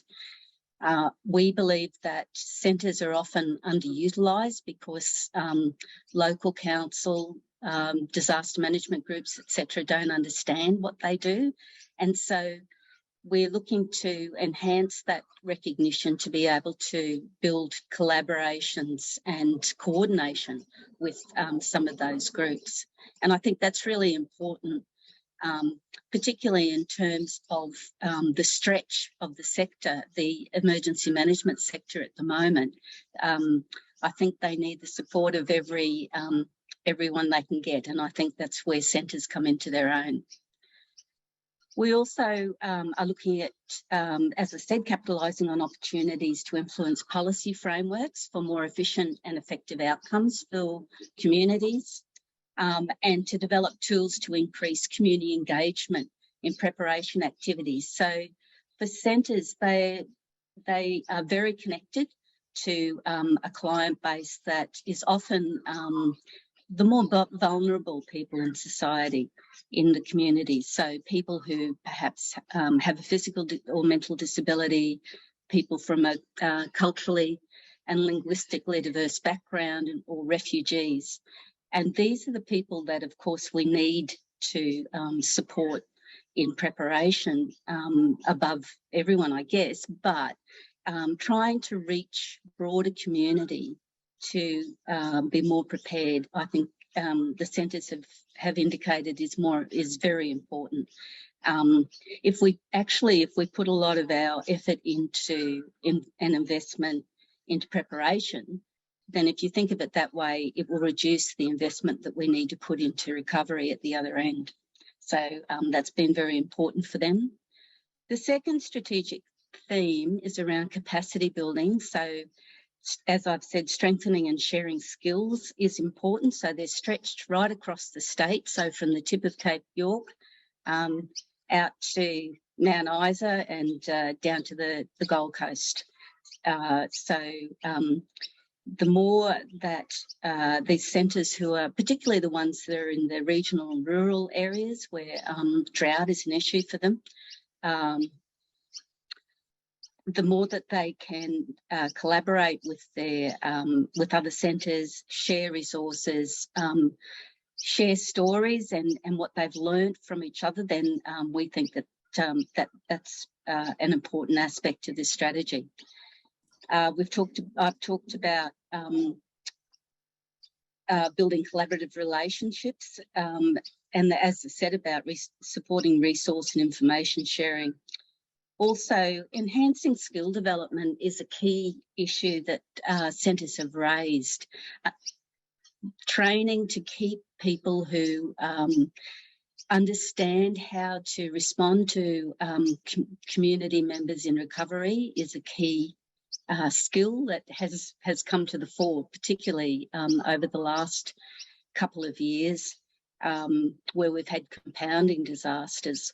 So to have someone who's got those skills already trying to build those skills, but then retain those people is something that centres have indicated that they'd really like to be able to influence getting more resources Laurelle. for. Sorry? Just 1 more minute. Okay, ripping ahead then, please. Next slide, thanks. So lessons learned through compounding disasters. So centres have learned about an increased utilisation of technology, and we learned about this in the pandemic. So if there's anything that came out of it, then it was about how centres have been able to use that technology to become more connected with their communities. The distribution of frozen meals has meant that, particularly in the last flood event, they were able to respond immediately to people who required food, etc. The broadening of established networks and relationships, as I've already talked about. Continuous improvement of business maturity. So things like managing spontaneous volunteers is something that requires policies, procedures, etc. And importantly, strengthening those connections to local disaster management groups and the EM sector. We also are interested in trying to make sure that the resources that the centres are receiving actually supports them in their in preparation response, and particularly in recovery. Could I have whipped through the next slide, please? Implementation's occurring as we go, so we're writing it with centres, but for example, we received some extra funding from the state government in the last this year's budget. So and we're also in discussion with state agencies to build those collaborative working relationships. Our centres continue to build the effectiveness of what they do so that they can work with their communities and support them to be self-organised in the face of disaster. I think that's about it. Have I got another slide there, please? That's it. So thank you very much for that opportunity. It's very much been about the lessons that we've learned from the pandemic and from compounding disasters, and we continue to learn. Thank you. Back to you, Kate. No, thanks so much. Laurelle, it's just, you know, the notes that I've just written here is what would we do without our neighbourhood houses across the country? Yes. As far as I'm concerned, they're the unsung champions of day-to-day community resilience that actually comes to light when the community is really tested. And how lucky Queensland is to have you as a convening body across all those many neighbourhood houses across Queensland, and it's just brilliant. Now, we know it keeps on coming up in the work we do as people in the community or people in emergency management roles of valuing the importance of neighbourhood houses. I love this this notion of advocacy and continuing to bang the table on important issues, and hopefully you're being listened to. But also this is it's going to keep on coming up today. Is this concept of underutilized, sitting on the fringes, not in at the table. It's just not okay anymore. This is actually the future of us. Is us all in this together, and we have to do better in that space. So thank you so much, Laurelle, for your time. We're going to keep on moving just in the interest of time. But I do encourage you to keep on throwing those comments in either the Q&A or in the comments. There's some rich discussion happening. And Laurelle, you're getting some great comments as well. So please have a look at those. Tatum's also doing some cool stuff in the wings there, and we'll continue to come back to that. We'll come back to that in just a moment though. I'm actually going to throw to our next presentation, which is from Evelyn Schmidt. So she's from Buchan and the Buchan and District Resilience Initiative. And I'm really excited about having Evelyn with us today. For those of you playing at home, it's page 15 on your workbook. So over to you, Evelyn. Welcome. Thank you. I hope I'm sharing my screen correctly. Is that Yep, we can right? See it. Absolutely, okay. We can see it. I am not 100% sure if I can do the slides from here, but let's see how we go. So I'm from the region of East Queensland, located in East Gippsland in the small township of Buchan, and I'm the coordinator of Buchan Neighbourhood House. We are renowned for our caves, both our wild and tourist caves. And I just wanted to present that our community is broken up into 13 different communities, and each of us identify as being part of those smaller communities. We clearly identify those communities on what we call our local incident management plan, which is on the right, which East Gippsland Shire puts together with the Neighbourhood House.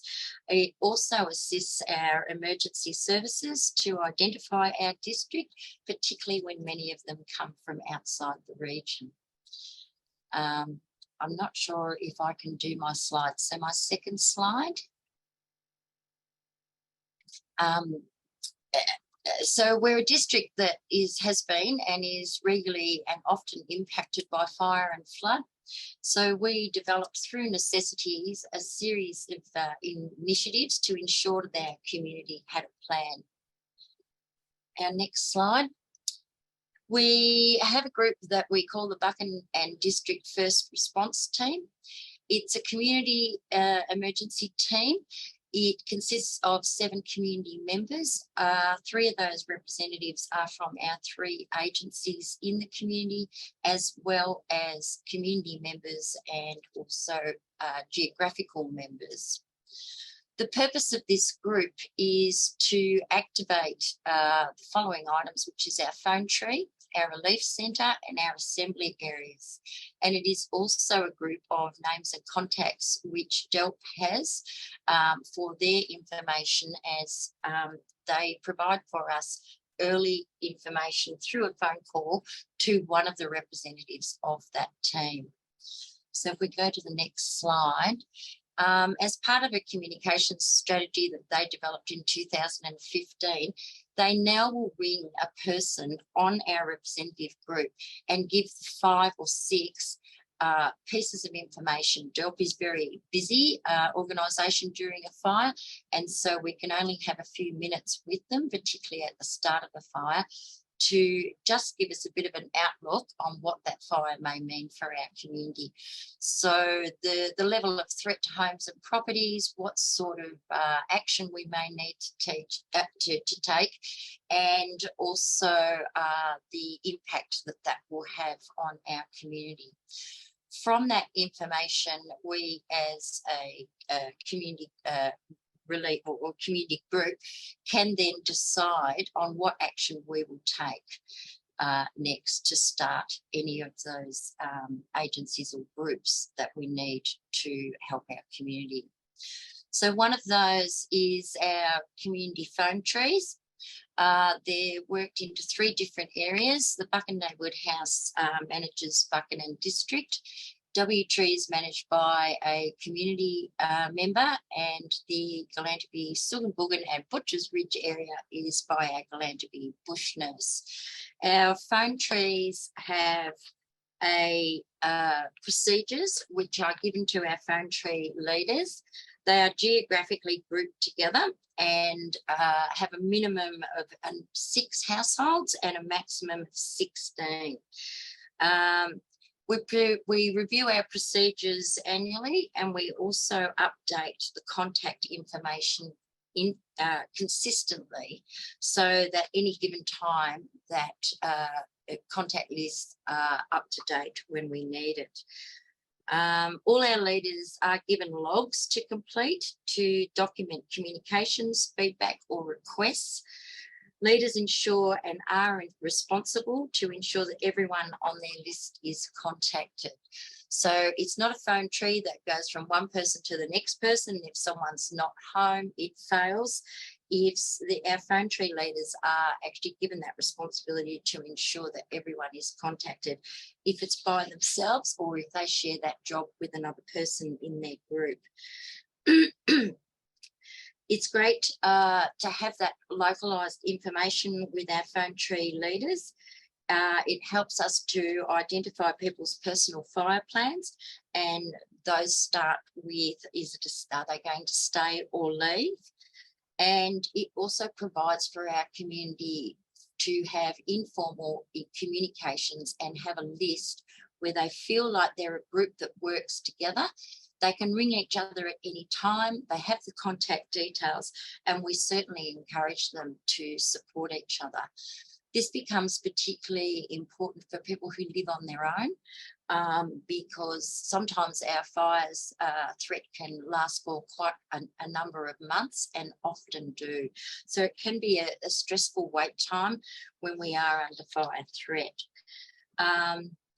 Just wanted to add that our phone trees, there's 9 individual groups in Buchan. There's 7 in Buchan South, 2 in Murrindle. Buchan East has 3, and Timpero Gillinghall 1, and Bepalong 1. So there's quite a number of different groups within our phone tree. Also interesting to note that from our phone trees, we actually developed a community phone book, which has been in print for a number of years, since 2003. And we also do that in large print so people can read it, as opposed to some other phone books. All right, the next slide is our local incident management plan, which is developed by our Shire. It's a quick reference and was updated just recently. And the other thing that we have in our region, which not many do, is actually a local incident management booklet. This booklet was first written for the community specifically, and the information is for community members. But as time has gone on, we have found that our emergency services have also started to use this booklet for local information, and we need to now probably update it, taking into account that agencies and other organisations are utilising this local information. And I do know that it is usually at our incident control centres to know what the locals are up to and what is going to happen. So in the next slide, the sorts of contents in our booklet is emergency contacts, talks about creating your individual fire plan, which is one of the most important things for everyone to do. Locations for our community information, when to activate your plan. I won't go through them all, but we try and cover all those areas where people will have those questions of what will happen if the water runs out, what happens to the food supply, and things like that. Petrol and fuel. People sometimes don't realise when the power goes out, there's no fuel, the pumps don't work. So we try and provide this information for all our community members to have on hand. And it's particularly helpful for those who come new to our region. So our next slide is about our community assembly areas. This is fairly new to us and our region. Assembly areas are opened and managed by the community in East Gippsland. It's an area for information support and to feel less isolated. They are not a place for personal fire plans for people to go to, and they are not a relief or a refuge in any way. They're not always situated in a safe place, but during the early stages of a fire, it's a great place for community to meet and get together and get information. 1 minute. It's also, yep. Oh, God, it goes quick, doesn't it? I will go through. So the other thing that we've also started is our community-led relief centres. So we now open our own relief centres in Buchan because we are 45 minutes from the main townships. We operate those in the first 24 hours. We've developed with East Gippsland Shire training manual. We also have a roster so people know at the start of summer or know who's first on. And we also have a skills bank, including our volunteers' certificates and relevant skills. Next, just wanted to cover on the next slide some information of communication. I don't know if you have time to quickly read that, but I thought it was a really a typical way that communities can often communicate through Facebook in an informal manner.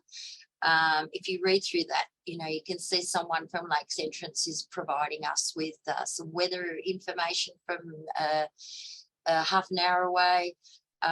Some others are sharing information of where they saw photos, and it's a great idea to be able to put photos up, which the Vic Emergency doesn't do.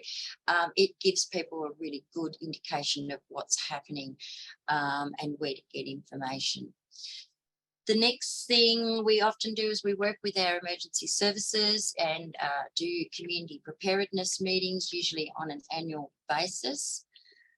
And I'll just keep flipping through. Other things that we involve to get our community fire ready is hold community projects that are based about fire information, and it may be using drumming workshops and working together with our CFA. One of the newer things that we've done is look at the person-centred emergency preparedness workbook. There was a real understanding that people with specific needs had a very difficult time in the last big fires, and we wanted to be able to provide support and training, and also ensure that our community facilities are providing for specific needs of different vulnerable people within our communities.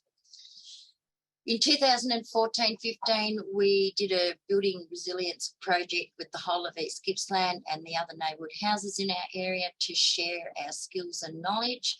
And from that, we were lucky enough to be the Fire Awareness Awards winners of that year, which we're very proud of. And it, as an outcome, gave us a seat on the community or on the municipal emergency group that meets to decide and work out emergency planning in our region. And finally, just to say that during emergencies, the Buchan Neighbourhood House is able to assist emergency services and agencies with local knowledge and history for visiting services, administrative support, community information flows, meeting rooms, internet access, and computers. And that's it, all very quick. Thank you. Wow, Evelyn, wow. So I think you'll see there's a little bit of comments coming through and a lot of love hearts flying on my screen just for the sheer work that's happening, and also recognition that a lot of this rests on the shoulders of volunteers. I have a question for you, just sort of, I guess, a synthesis of what you've just described, but also a question is, one is, you started off doing A, B, and C, and then over time you're doing D, E, F, G through to K, and I'm just wondering, you know, where do you stop? Do you know where to stop? And how do you keep everything going and yourselves energized and able to do this? Unmute yourself if you wouldn't mind. Thank you. It is interesting, even with all these sorts of things in place, I think that all those processes and the fact that we talk about it, the fact that we communicate, when everything went down, all communications, all power, I think the community of Buchan just kept going and were able to because they were practiced at it. So we got hay coming in. We had never been so impacted as a community as the last fires, or so heavily impacted to lose communications, road closures, or things like that. I think through practice and working together, it allowed us to look after ourselves for those 3 weeks we were on our own. Wow, it's just a remarkable work that you're doing. And I personally love just seeing that you're shaping what goes on at a local government policy, what goes on at a, you know, the planning for emergency services, that you're influencing that. That is just brilliant. And it's actually the way it should be. It shouldn't be top down, it should be the bottom up. And I just think it's wonderful. And I personally would just flip it and say, actually, you're at the top and all the government and authorities are at the bottom. So personally, I think it's the other way around. And I think you're demonstrating that. So it's just brilliant. Again, take a look at the beautiful comments coming through. Feel free to add to those when you get a chance. Yeah, look, it sounds like you're a source of inspiration for a lot of people on the forum. So thanks again, Evelyn, for your time, and again for the amazing commitment that you're making to Buchan and the surrounding beautiful communities. So thank you. I'm going to keep us moving, and I have the great pleasure of introducing Kelly Nye, who is going to talk to us about connecting to culture and country through disaster. So over to you, Kizzy. Thanks, Kate. Walawani Ngaiga Kizzy, Walbunja Wangan Mogoda. Safe journeys, everyone. My name is Kizzy. I'm a Walbunja woman from Mogo. Mogo is situated on the New South Wales far south coast, and we were severely impacted by the bushfires of 2019-2020. I was one of the people who stayed during the fires. I've lived in Mogo my whole life, and a year before the fires in September of 2018, my daughter accidentally burnt my house down.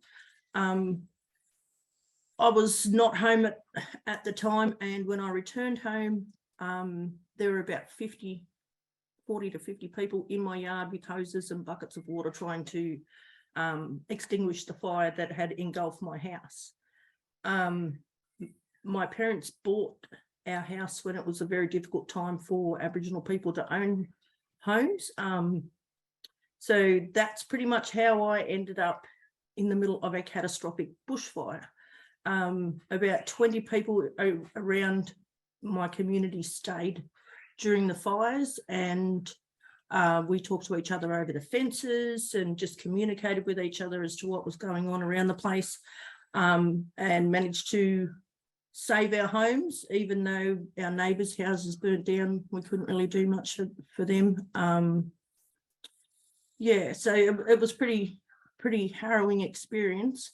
I couldn't walk away from my mum and dad's house, so had to stay. And I think the people in the other people who stayed in the community felt the same way. After the fires, we had a community-led relief centre that was just a pop-up thing. It just happened. There were people within our community who were looking for ways that we could help the people who had lost their houses, and we went to the Boomerang meeting place, and it just became a pop-up relief centre. I've worked there for I think 4 or 5 weeks, non-stop, every day. I'm still doing the relief effort today to help people who still to this day have not moved into their houses. Yeah, so it was important for our community to be able to have people who support them, who have a shared experience of the bushfires, and have and myself personally lost my home to the bushfires. So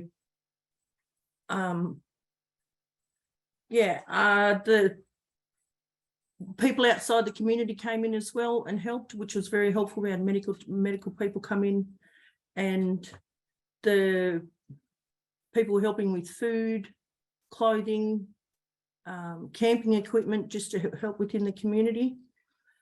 Can't see anything. So how did the catastrophic firestorm that came through was very harrowing experience. So I didn't get any personal healing for myself, no formal therapies. I turned to cultural healing to support my social, emotional and cultural well-being. I invested my time into basket weaving. This is what you can see on the screen is my bushfire series of baskets. It took me probably 12 months to even start to think about healing from what had happened. I think I didn't show any slides of the actual fire because those images are ingrained in my head forever. So just the baskets, the weaving has definitely helped me. And I also did possum skin making, and I do workshops to share my stories and cultural knowledge, and to talk about the importance of cultural healing within the community. I do believe that it's important that Aboriginal people have the opportunity to sing their songs, dance our ceremonies, paint our stories, connect to the country to heal our spirit and our soul and our communities.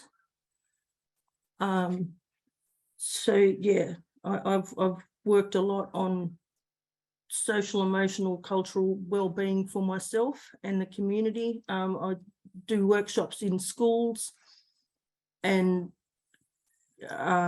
communities up and down the South Coast. Ooh. So that's what I have. Sorry. Oh, wow, Kizzy. Those images are just magnificent. You're getting lots of, I'm not sure if you can see on your screen, but what I can see is that you're getting lots of love hearts and lots of claps. I think it takes some courage to share your story, particularly of grief and loss and trauma, and particularly when, you know, you started just with the one statement about how hard it was for your parents to own a home, you know, and I think you started with that. So, wow, you are the absolute epitome of resilience and of community connection, all the things that we strive to cultivate and create in our communities. And we have so much to learn from you and your experience, but we're so grateful for you being authentic and a bit vulnerable today. I know that that's not an easy story. I've often talked about, and those of you who know me, I've often talked about how when it comes to emergencies, it's the creatives, it's the artists and the people who are, you know, connected to creativity, who are going to be the ones that help us to process difficult things, to connect to each other. And Kizzy, what a great example of that through your beautiful basket weaving. They are just fantastic and gorgeous, and a gorgeous example of not only connecting to country, but also connecting to your own story. That they're just absolutely beautiful. Again, the comments flying in are, there's a lot of lessons in there around self-awareness, of which you are epitomizing. You are just demonstrating that you're so self-aware and that you're doing what matters to you. Yeah, again, lots of love in there. So from Kerry saying, thank you, Kizzy, you're so humble in the things that you've done within your community. Beautiful weaving and photos, Kizzy. Thanks so much for bringing your story of social, emotional and cultural healing together for us today. So some beautiful comments coming in. I have a question for you, for those of us on the forum, and perhaps you can shed some light on it, Kizzy, if you can stay with us with your camera on. For those of us who perhaps aren't Indigenous, who don't know, we're still learning about connecting to country, we're novices or baby grasshoppers in this space. What insights or knowledge would you give us about how we might start to do that? Simple things. Take a walk on the beach, go through the bush, listen to the birds, listen to the wind, those types of things. Listen, be aware of where you are in the moment, and listen to the country. Listen to what she has to say. Those are the ways that Aboriginal people have done it for thousands of years, and that's the way that I try to encourage children, especially. Take your shoes off, feel the earth, sing songs, dance dances, paint things, be creative, all of those types of things. So beautiful. I think hopefully our collective consciousness is starting to really value that, taking your shoes off and feeling the dirt between your toes. How wonderful is that? Kizzy, thank you so much for your time. Yes, I think you're going to receive lots of questions, is what I'm seeing in the comments. So thanks again for taking time to be with us today. I really, really appreciate it. Thank you, appreciate it. We might just pause for a moment and actually have a look at what Tatum's been creating on the screen for us. If I can ask for that to come up on the screen. So hopefully you can start to see some of the things, the beautiful things. Oh, wow. That it's starting to come as a culmination, some themes in there, you know, I just love. You know, if you go back 10 years, we wouldn't be talking about cultural healing. My gosh, we're coming a long way, but that's only the very, very beginning. We've got a long way to go in terms of understanding what it means to connect to country, and recognise that knowledge and inherent wisdom that is all around us if we listen. Yeah, there's just some beautiful stuff in there. So take a look. We'll actually leave this up on the screen. We've got a 5-minute break coming up shortly. But before we do that, I'm going to throw across to Dr. Caroline Spencer and Dr. Suzanne Cross to talk to us about the compendium and the Victorian community-based resilience building case studies. So over to you, Caroline and Suzanne. Thanks. Hi, Kate and everyone, and Suzanne. Just checking, you can see my screen that I've shared of the compendium.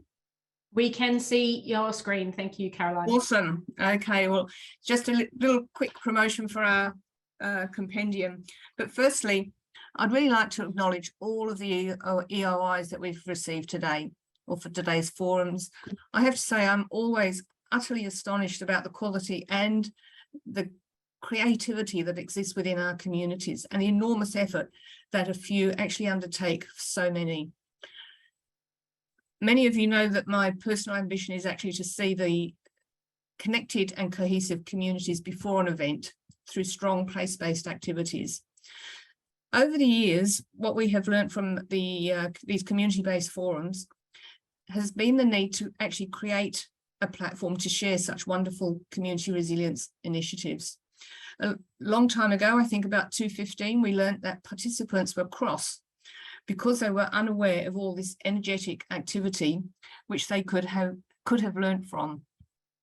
So we created the compendium, which provides this online platform for communities to share their ideas, their challenges, their successes, the outcomes, and their unexpected surprises of their learning journeys.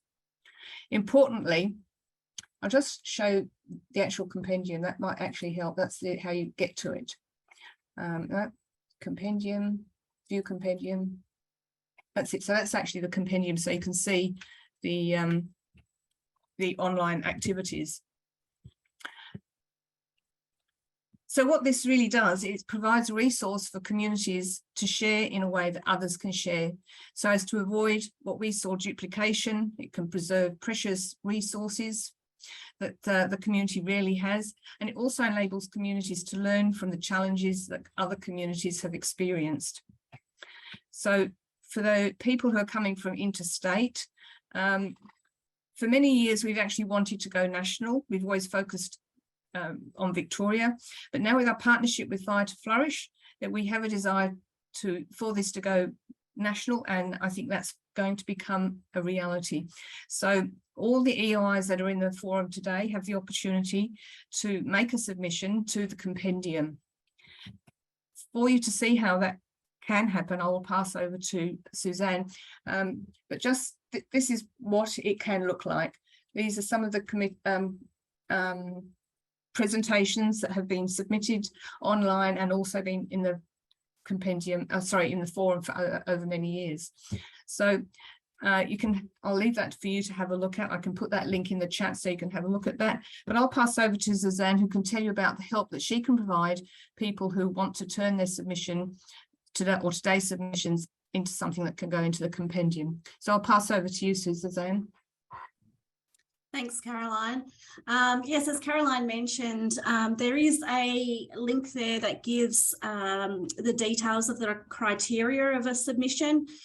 So please have a look at the link that Caroline has and the details of what we're looking for. I am here to guide and assist in any of the content or the administration of putting your submission together.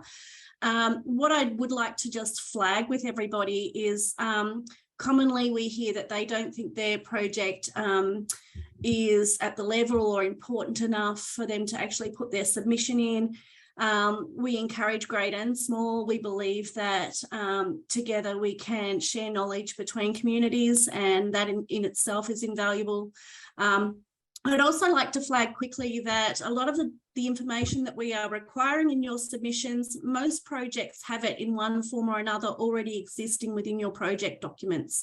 So it isn't a lot of work to put the submission together, and I'm here to help. So please get in contact. Even if you'd just like to flag an idea with me, put it past me, and I'm happy to support. Thank you.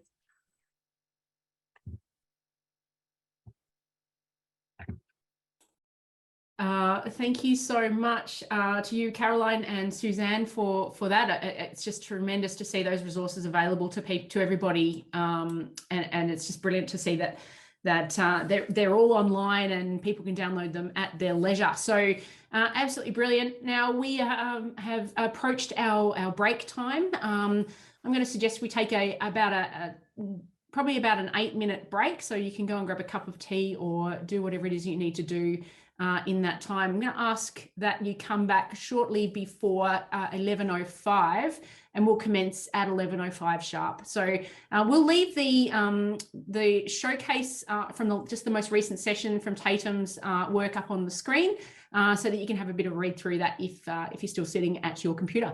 But thank you so much to everybody for the work that you've all the presentations and the humility and the authenticity that just come through in spades. It's absolutely brilliant to hear from you. Go and enjoy your break, and I'll see you shortly.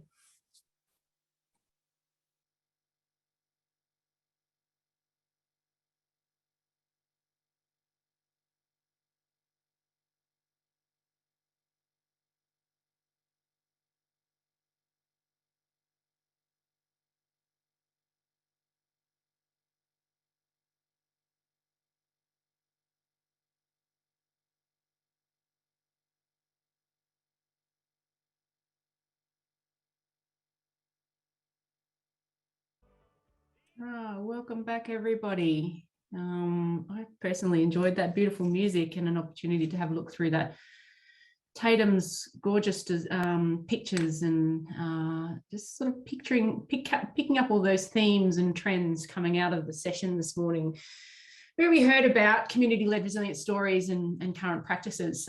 Thank you so much, Tatum, for the work you're doing. And a new slide will start as we go into the next session. I am really pleased to introduce the next section, which is around really the nuts and bolts of what we're talking about. We've talked about community-led practices. Now I'm really excited that we're going to be talking about hearing those unheard voices, particularly those who are in the advocacy space. I'd like to remind you that we've got the Q&A function, and there's an opportunity for you to jump in there and ask questions, but also continue to add to that, to the comments and the chat function, because that just seems to be running rampant, and it's wonderful to sort of see all the different discussions and chats amongst you all. We have our next presenter is a fellow by the name of Todd Chatfield. Todd is really going to talk to us about his voice and his journey, Aboriginal Youth Leadership Program and documentary. So I'm going to throw across to you, Todd. Welcome. Thanks, Kate. So first of all, I'd like to acknowledge the traditional owners on the land that I come to use from today, the Walbunja people. Also, I'd like to acknowledge elders past, present and emerging. My name's Todd Chatfield. I'm a proud Wiradjuri man, but grew up on Walbunja country on the far south coast of New South Wales, Batemans Bay. I've been invited today to talk to you guys a little bit about a program called My Voice, My Journey. My Voice, My Journey is a leadership and resilience program that was developed in response to the Black Summer bushfires. Then it was in response to COVID. Then it was in response to the flood. So, you know, just by the time we're ready to launch the actual program, we've been struck with all these other adversities. So from the date that we had particularly set for the program to launch it to the start date was probably 12 months difference. So the program came about obviously in response to the fires initially, and what we found was, as in my role as an Aboriginal youth worker, through the recovery stages of the fires, I attended a lot of the interagency recovery meetings, and one thing that was I wasn't seeing at a lot of those meetings was a lot of representation, in particular from Aboriginal people and also youth. When we started talking about the recovery and for supporting the recoveries for Aboriginal people in our community and also and our young people, we didn't even have a young person sitting in the room at a lot of those meetings. And some of the things that was happening in that community at the time were absolutely fantastic things, and there was definitely a much need for it. But I found that there was a particular group of people missing, and it was our young people. And you know, myself, I'm guilty of it myself, is that we tend to sit around a room a lot of the time. We talk about what we think our young people need without actually hearing it directly from them. And that got me to thinking about writing up this program. So I sat down with my cousin and I told her about the program, and I told her about my vision. And as I spoke, she wrote. And by the end of a few hours, we had this concept of a program called My Voice, My Journey. Through my role as an Aboriginal youth worker, a lot of my work was with young people that, you know, were experiencing, adolescent, primarily behavioural issues, school retention, crime prevention. So that was a lot of my work was focused around that stuff and program delivery. But what I'd noticed is that we had other young people, other Aboriginal young people slipping through the gaps, and these are the ones that, you know, go under the radar because they don't meet our KPIs, essentially. These are the ones that show up each day and go to school, try and do the right thing. They're also actively involved in our community, whether it be through sports or NAIDOC events. They're the ones staying back to help us workers at the end of the day to clean up, pack up, and so on.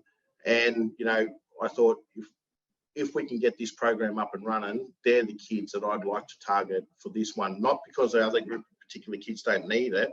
They've already got our support 40 hours of the week. It's these other kids that, you know, because they're not misbehaving or because they've got a great school attendance, they don't qualify for, you know, to work with a lot of our agencies, because our agencies have KPIs that are government driven, that, you know, we've got to get kids to school, we've got to keep kids out of trouble. But we know that these kids are still experiencing a lot of trauma. We know that these kids are experiencing anxiety, but they're the unsung heroes. So what we done was we brought a group of agencies together that I'd worked with for many years, and also within those agencies, some of their workers and youth workers, police officers, and we established a working group. Through that working group, we were able to identify these young kids that I just spoke about from our local schools. So these kids on the screen at the moment here, they're made up of students from 4 different high schools within our area, which is Muir High, Batemans Bay High, Carroll College and St. Peter's. And sorry, I'm going to talk really quick, and this program was massive, so I'm trying to cut it down. I'll jump in and I'll give you your 4-minute warning about now. So I don't want to interrupt you too much because you're on such a good roll. No worries.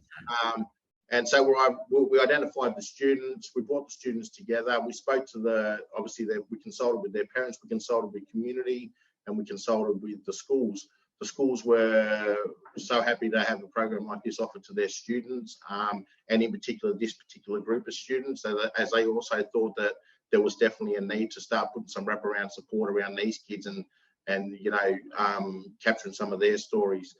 So we put together the working group, we put together the students, and initially the program was built that we would take these kids on a journey. So we'd take them, essentially we would give them a regional, remote and an urban perspective, and look at our culture and use our culture as a tool for healing.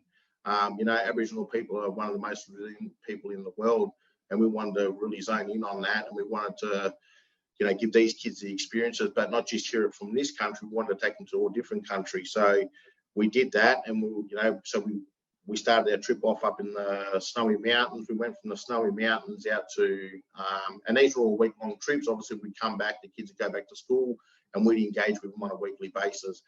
But our first trip was to the Snowy Mountains, and that trip was primarily based around establishing a relationship and building trust with these young ones, and breaking down that shame barrier that a lot of these kids have.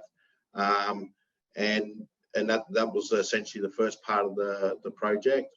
The second part was then we took them out to Brewarrina, which is a remote community out western New South Wales. And that was there to start hearing some of the stories. Now, Brewarrina also has got the Brewarrina fish traps, which is one of the oldest living sculptures in the world, man-made sculptures in the world. And we took the kids out there. We were engaged with the local community out there. We stayed on that community. We heard stories from elders. Then from there, we took the kids to Redfern in Sydney. We spent a week in Sydney around Redfern. We took them to the Anzac Memorial. We learned about the Aboriginal participation in our wars. We also heard from elders within the Redfern community. One of the elders that we engaged to speak to our group was Uncle Tony Mundine, who's very significant, you know, world renowned, but also very significant to that area.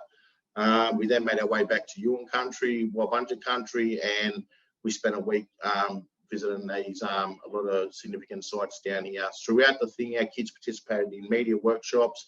We engaged, sorry, Kate, I know I'm probably at the end. We engaged with a production company because essentially what we wanted to do with the program is we wanted to create a resource. So, you know, at the end of it, we've tracked these kids' journeys. The whole thing's been filmed.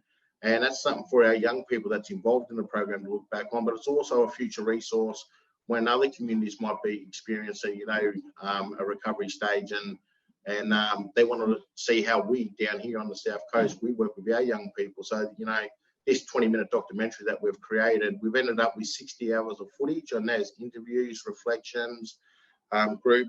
The one thing that we probably didn't factor in, and obviously I didn't expect it to be as successful as it was the evaluation. So that's something that we're working through now. I mean, we've got some fantastic some stuff there, but look, I won't talk any longer. I'll let the video play and just give you a glimpse. So this is a 4-minute promo to a 20-minute documentary that's just been edited at the moment and will be releasing in October. Thanks, Kate.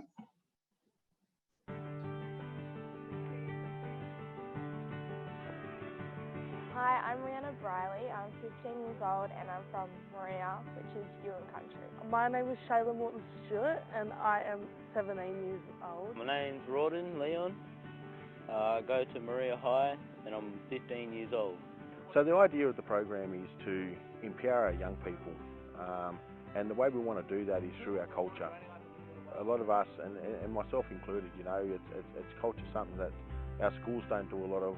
They're starting to do a little bit more of it now, but it's something that, you know, the system fails our people with.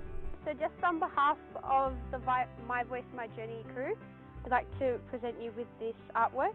So we want to use our culture to empower our next generation to, you know, be more self-confident and, you know, be proud of who they are, be proud of their culture.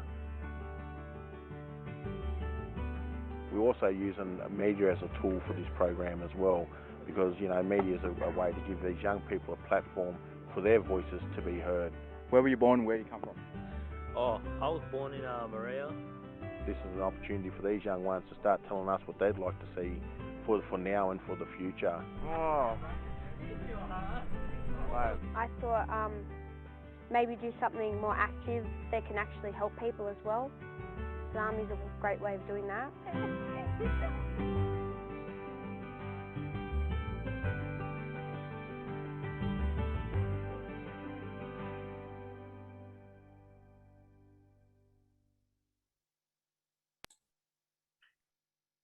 Oh, wow. Thank you so much, Todd.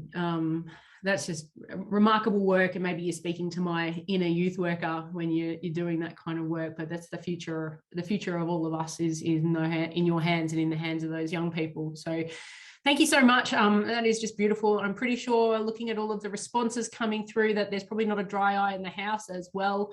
So you're speaking to the hearts and minds of the people in this forum. So thank you so much, Todd, for the work you do.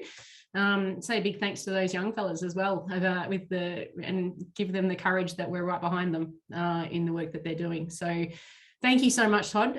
Now, just having a look, I think, again, you're getting lots of love. There's lots of fantastic work. Keep it going, Todd. So there's plenty of support in your corner for the work you're doing. So, you know, there's nothing like a digital storytelling piece, whether it be a moving image or even just some of the storytelling we're doing today, to really capture some things that are usually really complex, to bring them to light and to last a little longer.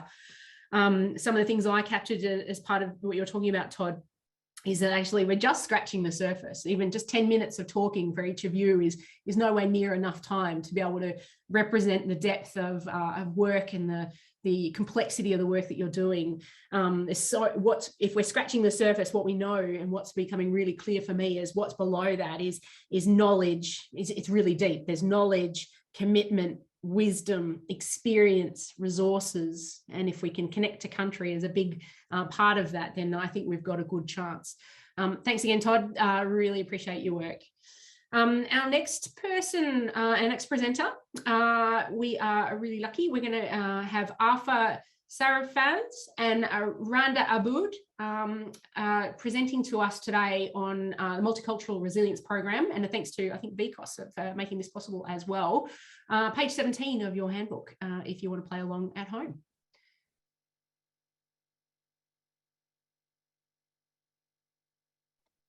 Just test. Have we got Arfa and Randa on the call? I'm actually going to start, Kate, with a bit of an introduction. Are you? Yeah. Brilliant. Thanks, Bridget. If you wouldn't mind turning your camera on so we can see your face, that would be wonderful. Absolutely. The host is going to have to do that. But look, I'll get going. Look, thank you so much for having us here today. And thank you, Todd, for an amazing presentation. And in fact, all of the presentations this morning, I've got pages and pages of notes and lots of people that I want to talk to about some of the amazing work that's going on. It's just a fabulous forum and really pleased to be part of it. My name is Bridget. I'm with the Victorian Council of Social Service, and I'm just going to introduce the program that VCOS led last year, and then hand over to Randa and Arfa, who are going to give you some more detail. So last year, VCOS and the Ethnic Communities Council of Victoria were funded by the Department of Health to support the capacity and capability of community leaders in emergency planning and preparedness, with an emphasis on COVID-19. To do this, we designed and delivered a series of masterclasses to multicultural community leaders and connectors. We held 4 masterclasses in community leadership, in emergency preparedness, in communications, and in an introduction to psychological first aid. These masterclasses were delivered to more than 100 multicultural leaders and connectors from around 40 different cultural groups across Victoria. It's helped create a network of skilled leaders who have worked to support their communities throughout COVID-19 and who have skills in preparedness for other emergencies. One of the things I think that's important to note is that these masterclasses included a range of principles and approaches to help ensure cultural safety, to recognise leaders as experts in their own communities, and to reflect key community development and emergency management approaches. So this included providing the masterclasses as opportunities for community leaders to connect with one another and build support networks, to provide peer-to-peer learning opportunities for community leaders. We adopted a do no harm approach to ensure that our dominant cultural values were not imposed on participants. We adopted an asset-based community development approach to recognise and build on inherent community strengths. We ensured intersectional, racial and cultural equity. We adopted a shared responsibility approach to enable stakeholders to work collaboratively, and particularly to allow community leaders to link in with emergency services, with government departments and agencies so that they could access the information and support that they needed to do their work with their communities. We ensured community-led resilience approaches to enable and empower community leaders and their communities. And importantly, we recognised and valued the contribution of these leaders as volunteers, not only to this program, but to their communities. The feedback on the masterclasses was very positive, and an independent evaluation found that the masterclasses really meaningfully engaged and involved grassroots leaders, that it's built a network of support for community leaders, that it's helped disseminate information and catalyse local information, particularly around COVID vaccine. And it's also found that targeted communities are undoubtedly better prepared for emergency responses. I think one of the really important findings about this program is that this program is only sustainable while community leaders are continuously engaged, resourced and supported. So while you can run these kind of masterclasses as a one-off, that's great, and you've got those skills and capacity there for a short period, but to enable that ongoing support, you really need to have that continuous engagement. Look, enough from me about the program. We're really here to hear from Randa and Arfa, who attended the masterclasses. So I'll first pass over to Randa. Randa, welcome. If I can, Bridget, we've got about 4 minutes. Okay. So that's if we can just fit within that time frame, that'd be great. No worries. Yeah, hi everyone. My name is Randa Abboud. I'm a volunteer president of Arabic Women's Senior Group in Dandenong North. My community members are all Arabic language speakers from different countries like Lebanon, Syria, Palestine, Iraq, Egypt, and Yemen. When I stepped in to take voluntarily the charge of managing the group, I haven't been aware how important this role is until the lockdown period of the COVID-19 hit. This situation made me feel confused and extra stressed on how to keep connection with my group members, to keep them updated with information on the variant virus, to act during an emergency if occurred, and most of all, to help preventing them get mentally affected from isolation, as the majority of them are seniors. As a community leaders, we are a role model to our community, and we need to be on top of any situation to offer our support. But on the other hand, we need to be supported to keep going with our roles. ECCV master classes came on the right time and was very beneficial and played an effective role on building up our confidence and to be well prepared for any emergency situation that will occur. These master classes made us feel that we are not lonely and showed us recognition, appreciation, and valuableness of our role. It also had a significant impact on me personally, as I gained and learned more skills on how to enlarge my network, to enhance connection with my group members, to boost their self-confidence and resilience, and also on how to access trusted resources to stay up to date with any changes in health issues and in any rules or restrictions. Sharing experiences and working together with other community leaders had a good mark on learning and understanding different cultures' needs. Learning from our experience is a life fact. I would like to share one with you. The incident happened on 2018 Boxing Day. I woke up that morning on cracking unusual sounds. I will not be able to go into detail as there is no time to do so. Long story short, the cooling unit on top of my house roof blew up and ends up in my son's room, which resulted for fire to spread all over the ceiling ducts. It's an unforgettable, tough experience that I still feel it alive every time I remember it. It took only 8 minutes for the whole house to be badly damaged to the stage that it needed to be demolished and rebuilt. It was an unexpected, scary experience. I used to watch fires in movies. At that time, I felt myself like an actor inside the scene with very loud sound effects around me. We lost our memory, personal belonging, and we only had left with the clothes that we were at that day. The worst thing was the insurance assessment team informed me that I was way underinsured. It's because when I started my insurance policy 20 years ago, I only thought about a break-in or a burglary, and I didn't think about a fire that it will destroy and take everything with it. We struggled, we stressed out so much, but with the love of my family and the overwhelming support of my friends and my community, we made it. What made it easy on me at that time, that it was a blessing for me and for my family to get out of this disaster safely and healthy. The loss of money compensates, but the loss of life is not compensated at all.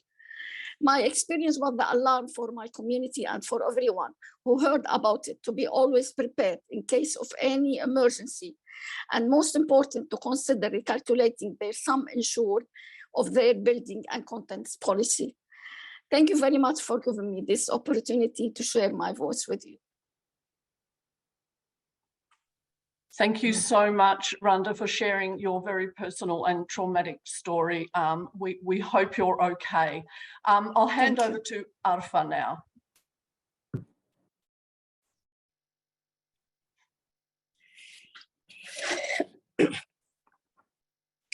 Hello. Assalamu alaikum to everyone.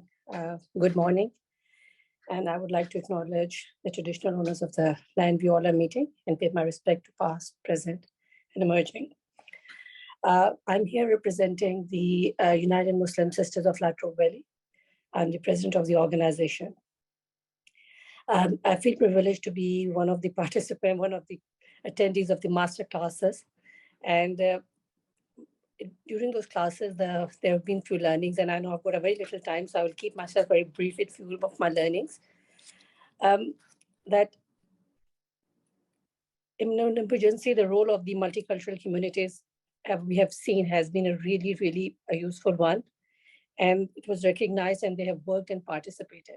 Once they felt that they were part of the communities, they shared their information, and they went out of the way to give their best to their communities and get the information out and about. From the platform of the United Muslim Sisters of Latrobe Valley, living in regional areas, there were so many issues that we were facing. One of the issues was that people wanted to be connected, wanted to be heard. So what really happens really well with our communities is that WhatsApp platforms and social media platforms were really very important to share and disseminate the information. And that's what we did. And we were the first organization in our area to start in languages information sharing for the COVID-19, how and where and why do we need to get vaccinated, and take that fear out of the people that, we all need to be vaccinated for the safety.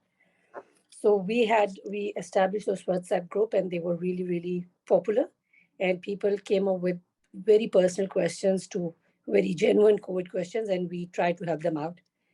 We helped people in need, and obviously there's a shame around. We were asking and seeking for support if we could afford it, but financial crises were for everyone, and we tried to help people around that time.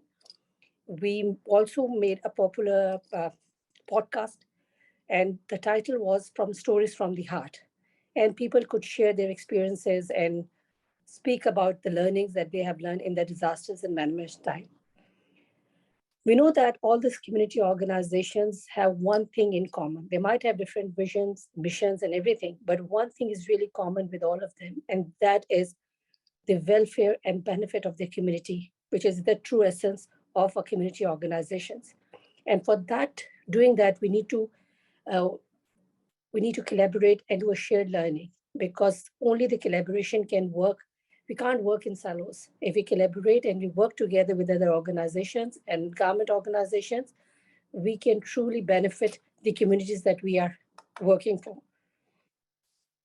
The lessons learned for our organizations and in the classes that we have learned, we listen to the stories of the multicultural communities, the issues that they were facing, the interactions that they had issues with, how to navigate the system in a better way. And then sharing all those resources with each other in those classes was quite good, because representing any community is quite a big challenge. Listening to people, advocating for them, and getting their answers, it's not an easy job. And the leader in itself is also compounded with all the issues. And they're also facing that COVID tiredness and whatever you would like to call it. But I think working together can make that thing really very important. I just feel that in this time of crisis and in disaster like COVID-19 pandemic, there need to be a proper and practical initiatives that way we can engage and keep those communities member engaged in the for the welfare, to support them physically, emotionally, economically, and socially, so they don't feel disfranchised from the system. And so the best results can only be served in the community when we share the pie, not eat all by ourselves. So collaboration, communication, and learning is the key of the master classes that we have learned. Thank you so much.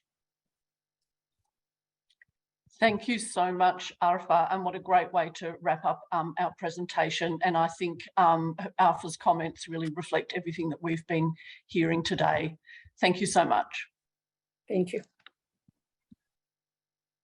Oh, thank you, Arfa and Randa and Bridget, for the beautiful introduction. My hat goes off to each and every one of you for the tremendous work that you're doing. We know the importance of it. I think the last couple of years have really shown that, and it's really shining light on it. It's now, how do we support the work that you're doing in the systems that are being created, I think is the next big challenge, Bridget, and I'm sure you know that very well. Thank you so much, and particularly Arfa and Randa for being so authentic, and it's tough stories that you're talking about. So we really know that, and you're getting a lot of love on the line and a lot of support. We hope that that you're okay in your, particularly Randa, in your own journey. But support is definitely available, certainly from this group as well. I'm going to softly transition us from that beautiful presentation into the next one, if I may.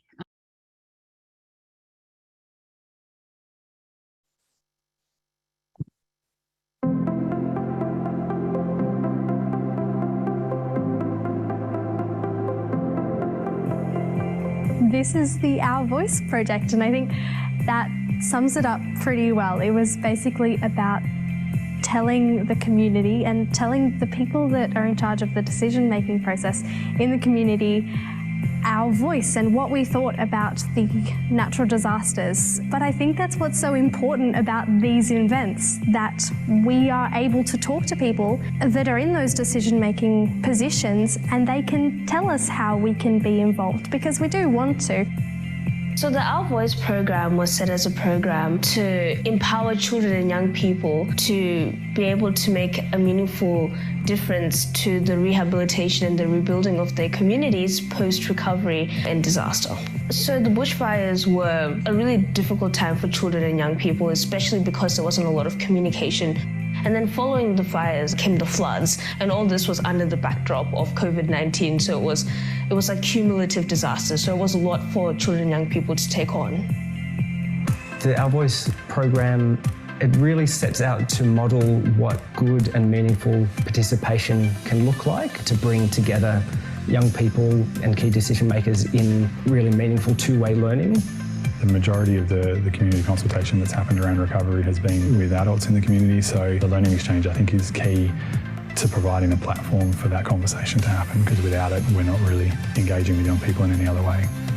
Today we did Our Voice project learning exchange with the Mid Coast Council team. It was nerve-wracking at first because it was a bunch of people I really hadn't met before, but it was good to have my team beside me, and once we got going it was nice to have my voice heard, which was an experience I really hadn't had in our community before.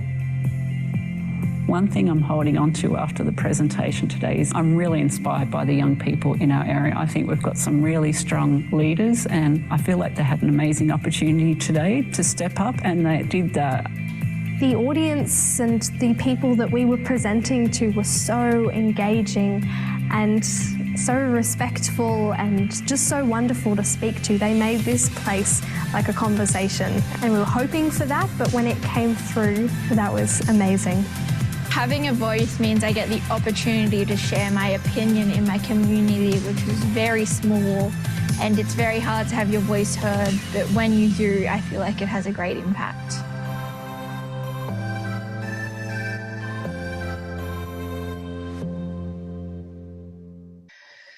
Our next session here is on person-centred emergency preparedness for disaster resilience. I'd like to welcome Michelle Villeneuve, who is going to talk to us around person-centred emergency preparedness, page 19 of your workbook, if you're playing along at home. Thanks very much. So over to you, Michelle.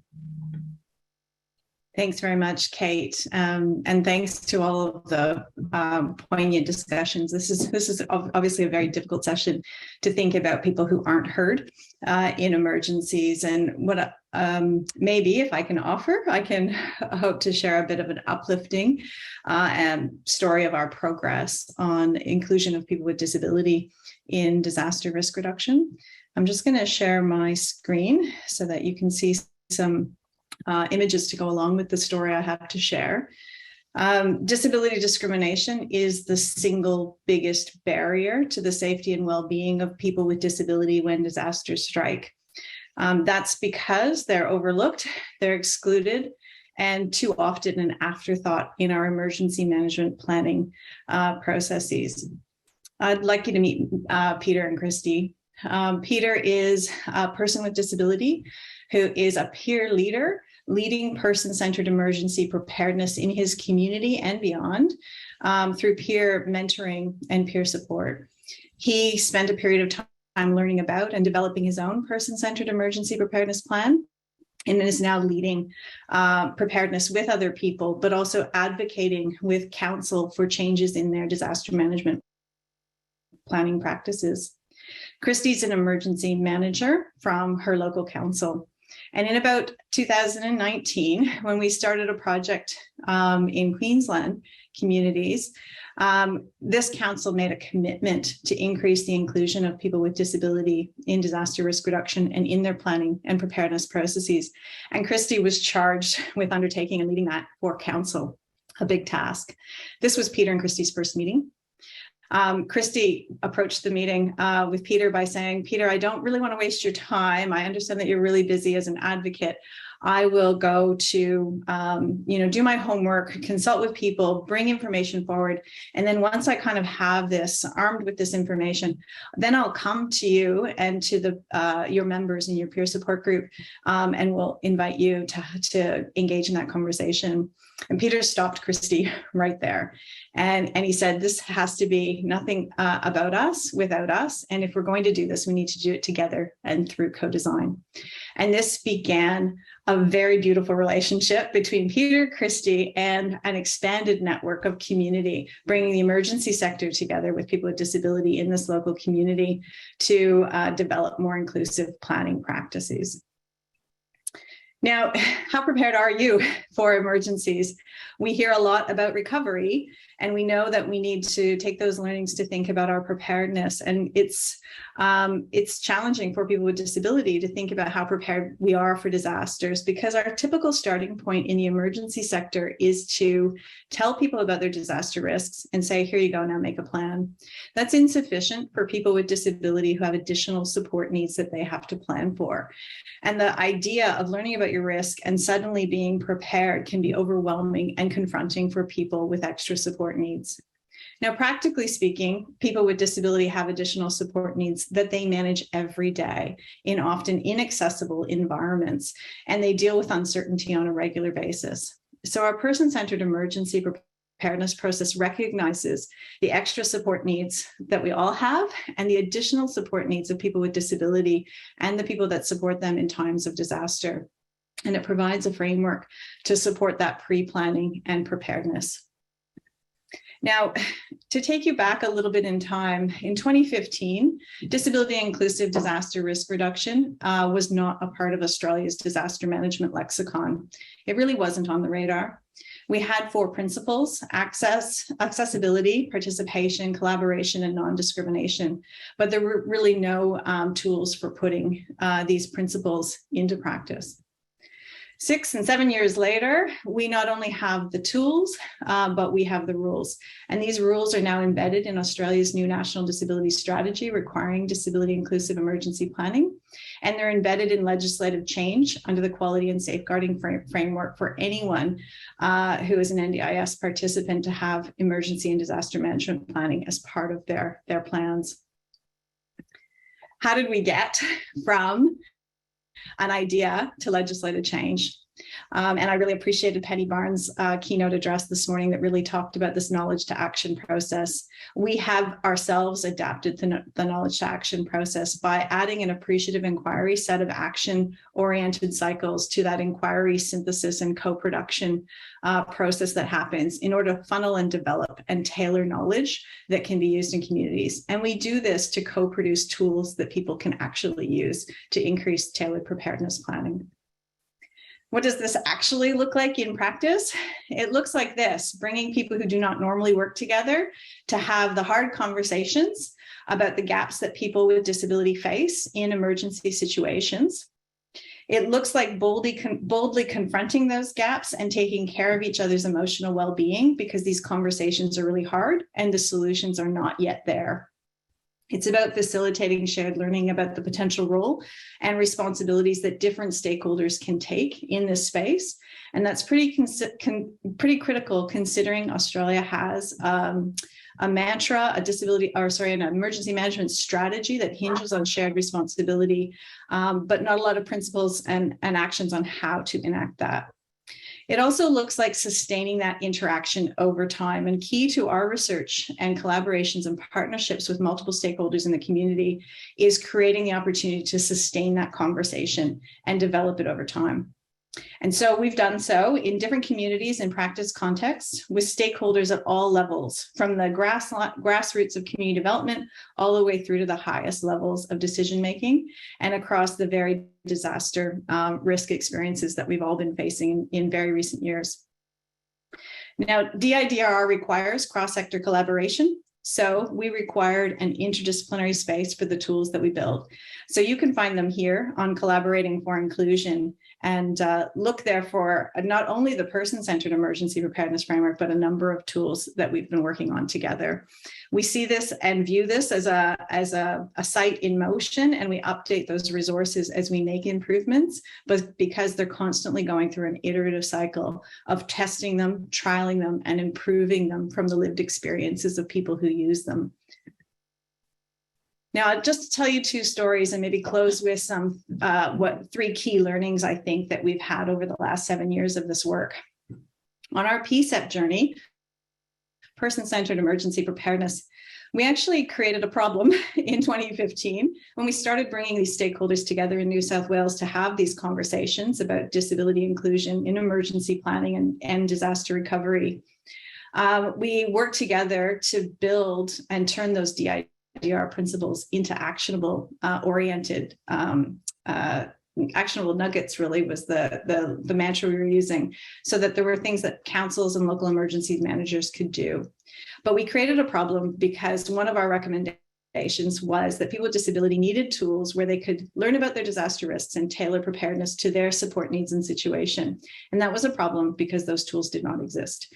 And so we set about developing the person-centered, what has now become really a suite of resources and videos and workbooks, and the infamous now capability wheel that people are using to think about functional capacity and support needs across 8 areas, and pre-planning and tailoring their needs to those areas, and also looking at the role that emergency services can play to make sure risk information is more accessible, and that when there are gaps in people's plans, the emergency management plans are using the information coming from this collective understanding about personal emergency preparedness to improve council level planning. Michelle, you've got 1 minute. Great. Another part of our journey was this putting DIDR into action. And a big turning point was making sure that people with disability were front and center at the table. And our work since 2019 has developed a massive repertoire of peer leaders who are now leading education in this space. So I suppose the 3 learnings that I'll end on are the fact that the vulnerability approach does not work. We take disability out of the too hard basket when we approach people with disability as capable, having both rights and responsibilities. The tools we use direct how we work. So if we build empowerment into the tools, and if we build collaborative action into how the tools operate, then that's what we get on the other side. That empowers not only people with disability, but it also empowers our emergency personnel who have high level of responsibility when disasters strike. And true partnerships really begin with genuine acts of humility. If we really want shared responsibility and disaster risk reduction, then we'll need humility in spades and an ability to listen and learn together. So we should all be like Peter and Christy. Thanks so much, Kate. And I'll just recognize all of our partners across Australia who've been working on this project over the last 7 years, and encourage people to contact me if they have questions. Oh, thanks, Michelle. What beautiful stories. And I think just seeing the strength, the growing strength in this space is just so fantastic to hear. Humility is the word of our ages, I think. And it is much like the word grace. It's grace under pressure is a thing that we all aspire to. Particularly picking up on an acronym that you dropped in there really quickly, which was DIDR. And I think let's unpack that just a little bit, because it's an acronym we can add to the emergency management vernacular, of which there are many acronyms, which is around disability, inclusion, disaster resilience, I'm assuming is what it stands for. And let's make that all of our personal goals, that we are embedding that into our thinking in every single aspect of what we do.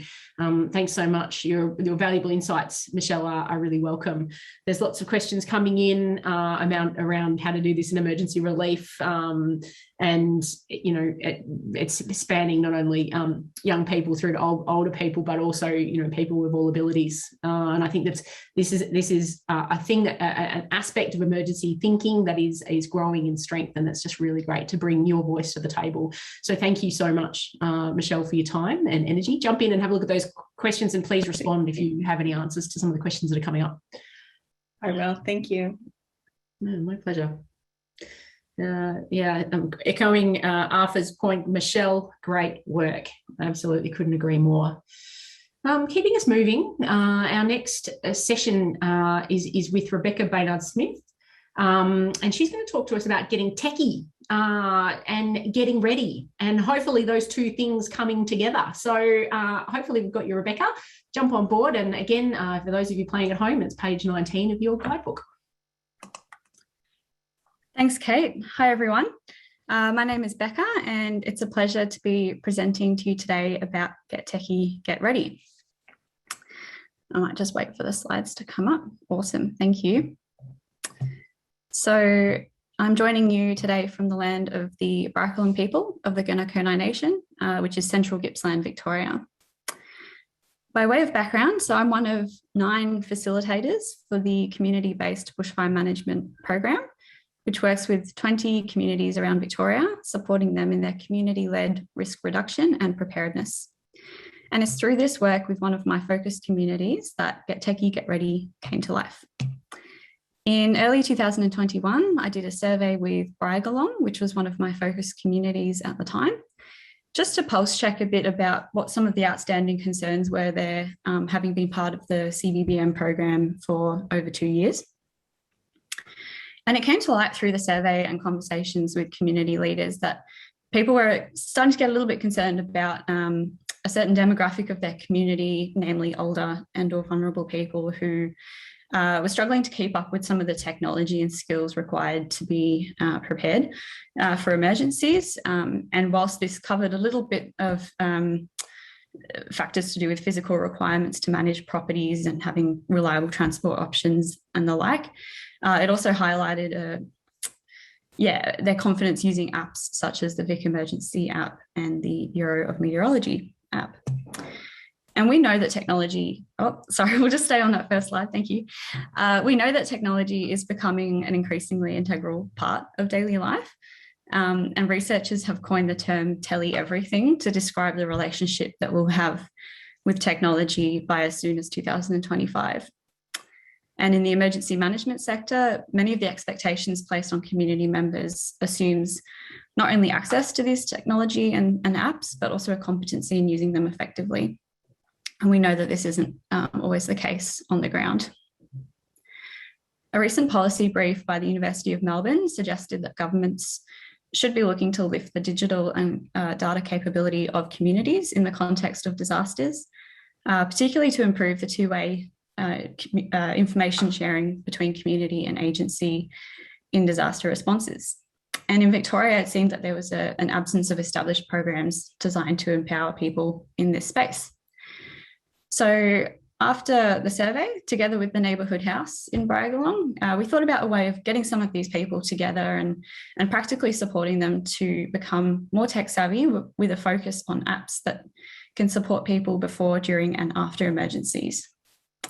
So it wasn't just about getting warnings and information, but being able to report hazards, make plans, call for help, and get connected in their community. And so this is one of the ways that we're hearing unheard voices, hopefully, by providing upskilling and capacity building opportunities in these high-risk communities, where we can hopefully empower individuals to access relevant and timely information so they can act with informed decision-making, so they can plan appropriately, get prepared, and just generally feel more confident in the face of future disasters. And so Get Techie, Get Ready was born. It's a 1-hour practical in-person workshop where anyone from the community, is invited to learn about and download emergency-related apps. So it's a chance to learn the theory of what these apps can be used for and an opportunity to get into the App Store, hit download, set up an account, choose your settings, have a go, make mistakes, ask questions, and hopefully have some fun and get connected with people in the process. All right, we might move to the next slide. Thank you. Great. So as I mentioned already, one of the key aspects of the workshop is that it doesn't just cover apps that support during emergencies or with getting warnings. And I'm sure for anyone on this call from Victoria, the Vic Emergency app is probably the first one that pops into your mind. But as this slide shows, it tries to encompass the whole prevention, preparedness, planning, response, recovery cycle, PPRR, or what we might think of as the sort of before, during and after phases of an emergency. And it's mainly because there are so many tools out there and that people just don't necessarily know about them or take the time to familiarise themselves with them to maximise their use. So I won't go into details of all of what they're capable of, but hopefully this gives you an indication that, yeah, there are apps out there that help you report hazards, so helping that prevention side of things, whether it's clogged waterways, fire hydrant damage, fallen trees, damaged power lines, things that could start a fire or a flood or make things worse. Airtasker helps people put up jobs that they need perhaps on their property, preparing for bushfire season, you know, mowing, pruning, taking green waste to the tip, gutter clearing, all that sort of thing. In the planning preparedness space, we've got WhatsApp where people can make groups with their neighbours and their families to be able to stay in touch, offer and seek assistance, and just, yeah, build that social capital in the peacetime before anything happens and that those groups are already established. And we've heard a little bit about WhatsApp today's presentations as the sort of modern day phone tree. So we're really trying to get people familiar with these sorts of tools. There's the Red Cross Get Prepared app, which is basically your digital ready plan. There's an app there to help kids become familiar with calling 000, and there's certain scenarios in which that might need to happen, because we never know when they could be the ones to be calling the fireys or the ambos in an emergency. There's My Mizu, which maps out where there's public drinking taps, so helping with some of that heat health emergency, which is probably less talked about, but yeah, it's a fantastic resource.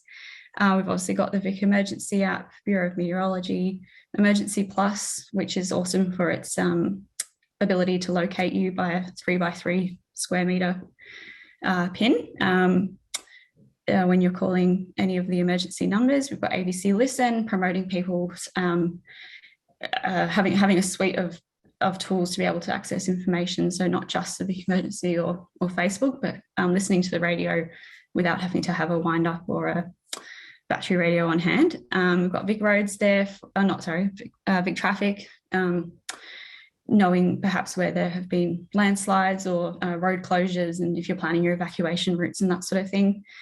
I think that's all of them, and as you can see, some are in multiple categories. All right, I might go to the next slide and we can see what it looks like in practice. So I've got some photos here from our pilot workshops in different parts of Gippsland, Victoria. This was our first one in Hayfield, and this was a mixture of local residents and carers who have clients in high bushfire risk areas. And we'll go to the next one. Yeah, our second session, and we started to bring in other agencies, so not just Wellington staff in the emergency management team, but also the VKCS. And then, as we'll see in the next slide, they then took it to another shire, and it's sort of, yeah, it's really growing legs, particularly around Gippsland, and there's a photo from Cardinia Shire as well. So in the next slide, we've got a map that just shows you where it's sort of had uptake, both as community sessions, but also local governments receiving sort of internal team training, so that they can then train up their frontline staff who work in the libraries, the customer service people, and visitor centres, who are sometimes, you know, the ones really receiving queries from the community about maybe what's happening or calling for help. And the red pins are where sessions are intended to happen by the end of the year. So it's starting to expand a little bit, which is fantastic. And the next slide, we've got a little bit about some of the feedback that we've received from these community sessions, as well as internal training.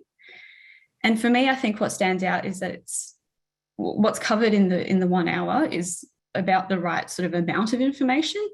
It can sound like it's information overload, but the feedback we've been getting is that it's bite size, and it's not information overload, and it's more holistic than just a Vic emergency app. So it's finding that sweet spot of a more sort of comprehensive ability to use what's in their hands before, during, and after emergencies.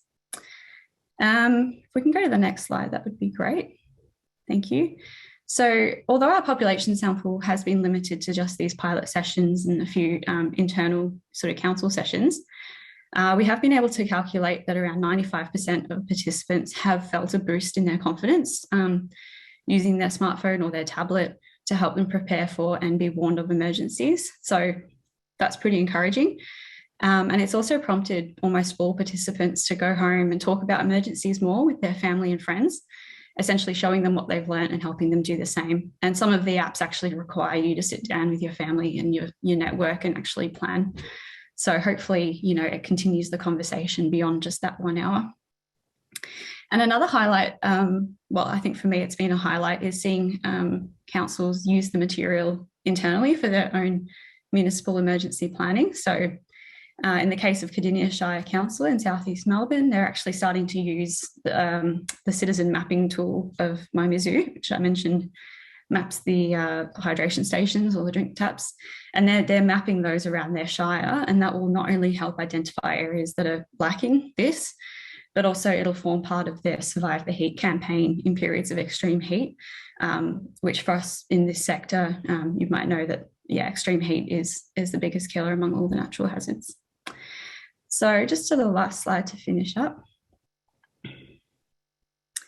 So I suppose that the overarching goals of Get Techy, Get Ready are twofold. So at the individual level, it's hoped that it'll help people to become more confident using the range of tools available to build their resilience. And hopefully at the broader level, it can be a way that we can really mainstream digital literacy for emergencies within existing learning hubs across the state, whether that's neighbourhood houses, libraries, U3A groups, and the like. The scaling up of Get Techy, Get Ready is still in its infancy, but if anyone is interested in finding out more, I'd love to chat. So my details are there, and I think they're in the forum handbook as well. So thank you for your time, and back to you, Kate. Rebekah, that is just so fantastic. I think in the age of 10 million apps out there and information overload, it's fantastic to be seeing streamlined app accessibility for everyone. It's fantastic. There's a question in here, not only is Caroline Spencer interested in doing your Get Techy workshop, she's up for it. So good on you, Caroline. There's a question in here from Bruce saying, how do you deal with the need to help them set up the app within the workshop? So there's a bit of, usually remembering passwords and all that kind of jazz. How do you get around that? Yeah, so we have found that we've had to sort of make a bit of a prerequisite for these workshops that you know your login details for your app store and the like, because that's something we can't help them with. But if they need a family member to sit down with them beforehand and make sure they've got that established. And so it does require a little bit of a baseline, skill set. And if people don't have that, normally neighbourhood houses offer sort of learn local tech 101 classes we can refer people to if needed. But yeah, during the workshop, we definitely, the whole point is that it's practical. So we'll do a little bit of theory at the start, and then we'll be like, okay, devices up, have a go, getting into it. And there might be one facilitator, but then 3 or 4 helpers. So within the group, people can have that one-on-one support to sit down and help them with their settings or enabling GPS or whatever it might be. So we don't try to rush it, and if we can't get through them all in the one session, we might do a follow-up, or people can have one-on-one sessions afterwards. But yeah, it's sort of to make them aware of what's out there, and then if it's something they're interested in, they can go ahead and download it, and we're there on hand to support. So excellent. Well, I think you're getting lots of rounds of applause in the comments, which is terrific. I think one of the things that's going through my mind is how do you select the apps that are available, and which ones are in and which ones are out? Yeah, it's a bit of a process trying to prioritize, but I suppose what was in that second slide of the ones that are included are sort of the baseline, and each wherever the sessions are happening, people can choose, or the facilitators can choose what's relevant perhaps to their demographic, and if they need to add in an app that's more specific to their area, or there's a local resource to do with emergencies that I don't know about because it's in their patch, they can swap it in. So, you know, if we were doing this in Mallacoota, for example, we could easily include the RFS Fires Near Me app. You know, if it's a coastal community, we can put the beach safe one. In Latrobe Valley, we've got these sensor towers, so we include that one. So it's adaptable to the context, but it's, yeah, we're not going to force any particular app down anyone's throat. So yeah, it's pretty much up to the facilitator and the group to kind of pick and choose which ones they're most interested in. And I've got a big money question. How do people get involved? Because there's a lot of love for it. Yeah. Basically just get in touch and we can work out, you know, who wants to be sort of trained up in this. And we are, like I said, working with Safer together to try and formalise it a little bit so it can be a bit more of an established program. At the moment, it's still sort of a not homegrown, a sort of community grown initiative that's sort of taking off in front of my eyes, really. So hopefully in a few months we'll have more information about whether it's funding or formal agreements and the like. Yeah. Well, thank you so much, Rebekah, for sharing that. It's definitely part of our current and future, I would imagine, in the way we do things and the way we connect, which is such an important part. We know, particularly me as an emergency manager, that, you know, if you go back 10, 20 years ago, communications and apps and all of that kind of stuff was not a thing that that really was important or considered as critical. You know, local networks and local communications that were really critical at that time. We know that from the recent emergencies over the last decade that is the most important thing for people is communications. It's right up there with water, heating, you know, gas, electricity, roads, all of those things. It's as important these days. And so the way to navigate that's really critical. So thank you so much, Rebekah, for your time, and keep up the great work. It's excellent. Thank you for having me. It's an absolute pleasure. So moving right along, our next session is, it's around,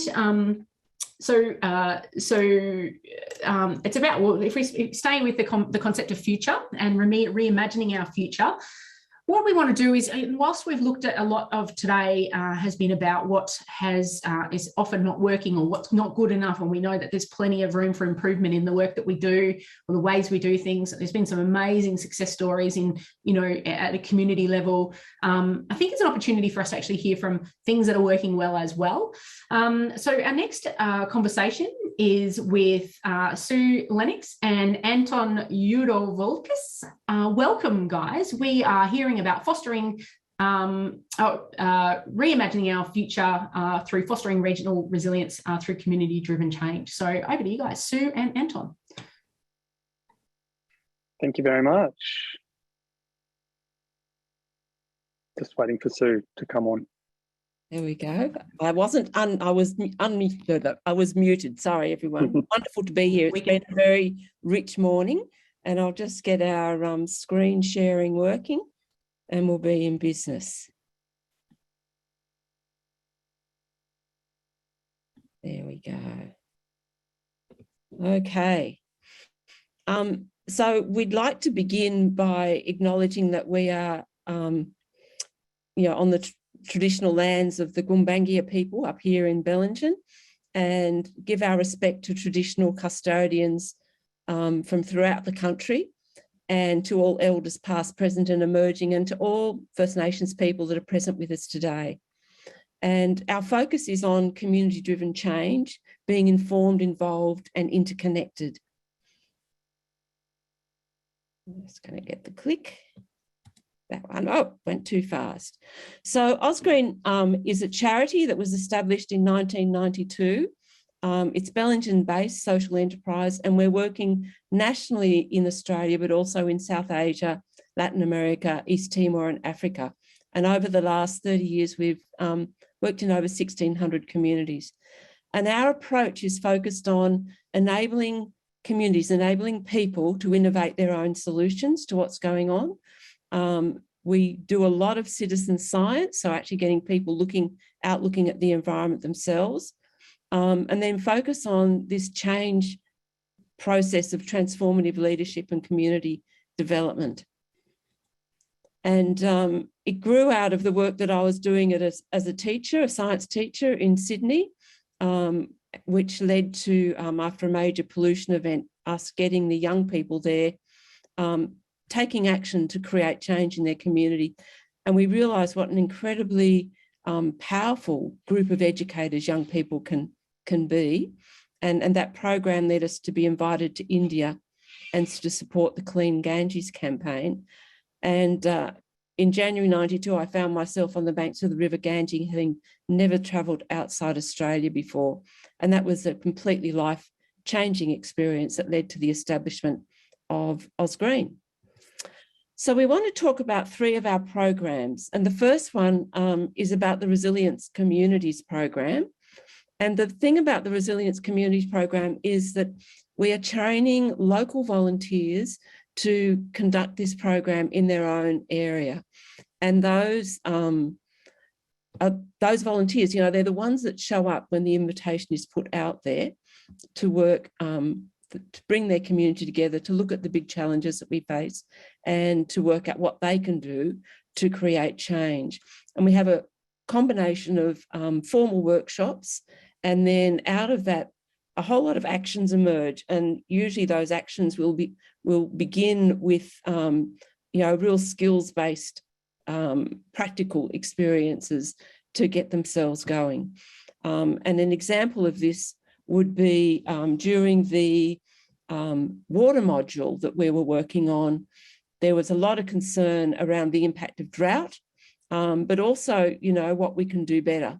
And the idea of reuse of grey water came out as a strong theme. And so we organised a trip to go and visit someone who has a really amazing grey water system in the local area.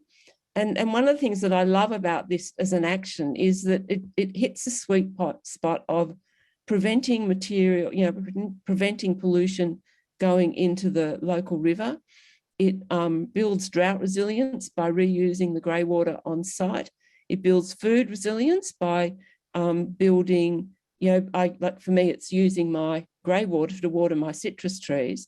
And it also builds fire resilience because what it's doing is keeping the area around the house moist. And so, you know, it deals with a lot of the principles that we hold purpose as central to what we're doing. Anton, over to you. I'll just click over one. Thank you, Sue. Sue mentioned that we tend to focus on people who turn up, and that's quite a deliberate strategy on our part. I mean, if we think about the question of how we drive positive change within a community that has both breadth and depth and in a cost-effective manner, a challenge I think probably most of us have to contemplate and think about, we tend to turn to what's called the diffusion of innovation theory. Just 142, that's it. Yep. Yes, sorry. That's essentially by looking at the early adopters within this kind of diffusion of innovation life cycle graph that you see there on the bottom right hand corner of that slide. And those people, those early adopters, basically tend to link the innovators with the early majority and the later adopters. There's this gap you see there, the little grey bit between the blue and the orange is called the chasm, and that's essentially the tipping point at which an idea or an innovation becomes self-sustaining. So our deliberate attempt to focus on this early adopters is really about overcoming that chasm and driving the change through to the early majority, and then from there onwards. Those early adopters collate information, they bring other people along with them, they build the networks, they identify the risks, they enable action before disaster happens. But the flip side really is that they may or may not yet have well-developed leadership skills. And so they may need to be supported, nurtured, encouraged, coached, mentored to build leadership skills. And that's essentially where we see ourselves coming in. They also may need access to resources in order to deliver programs. And again, we seek to fill that space. So essentially what Ausgreen does is seeks to prepare those early adopters to lead the early majority and the late majority when the right time comes along. It also gives them social legitimacy. A lot of people, who may wish to make a change won't do so without some kind of framework around them. And that you can see, we've just popped an example there, that up on the top left corner, those two girls, they were a couple of early adopters that we were working with, who then went on to run a sustainability picnic and start to deliver their message and their change ideas through to their local community. So I guess in summary, we focus on early adopters, and we do so quite deliberately in order to drive change through the rest of the community. Back to you, Sue. Thanks, Anton. So Youth Leading the World is an initiative that we developed in 2009 in response to a growing concern about the state of the planet. And we did it as a way of taking what we were doing and making it a whole lot more accessible.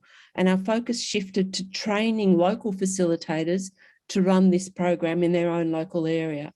And since 2009, we've trained nearly 1,100 facilitators globally from around 120 communities. And I'm just going to tell you one story. With the advent of COVID, we had to pivot fairly quickly to take these programs online, but running the program as a global online leadership initiative actually had incredible benefits, including meeting this amazing team of young people from Sierra Leone who stepped up to do facilitator training. There were 10 of them. And over the last 2 years, that group of 10 young people have gone on to engage over 300 young people directly in the Youth Leading the World program in Sierra Leone. And in particular, they've focused on two things. They've focused on what they call sensitisation of young people in particular about climate change and what we can do. And they've also focused on getting food resilience strengthened in schools and communities by massive tree propagation, food tree propagation and planting programs. And so, this in and of itself has been an incredible achievement. However, just a couple of weeks ago, and you probably didn't hear about this here in Australia, there's been a lot of strife in Sierra Leone. They have experienced a 40% increase in the cost of living in the last couple of months. And people are very unhappy about this because they're already living on a day-to-day basis. And so there were riots, there were people being killed, and the government called a complete shutdown, and everyone was told to stay at home. And for a community that doesn't have the capacity to be having more than a day's worth of food in the house, that was an absolute disaster. And it was amazing to see this team of young people get organised to do community food support drops, ending up providing support to hundreds of bereft families in their communities. And just for me was a lovely example of this whole process of community-led change, but also that, the connections that they have built locally through the connections of the programs that they've been running has actually enabled them to do this and to mobilise international support so that they could get in and get active. Back to you, Anton. Thank you, Sue. So I guess I want to tell a little story, paint a picture for you. Once upon a time, the people who lived, worked, or passed through a piazza would all come together to have conversations about how they wanted that piazza to work, who was going to do what. And it was essentially a shared or a civic model of governance that was used or followed. But we've moved more to a world where we pay our taxes to a government, and for that we expect that government to deliver us services, and we call that the corporate model of governance.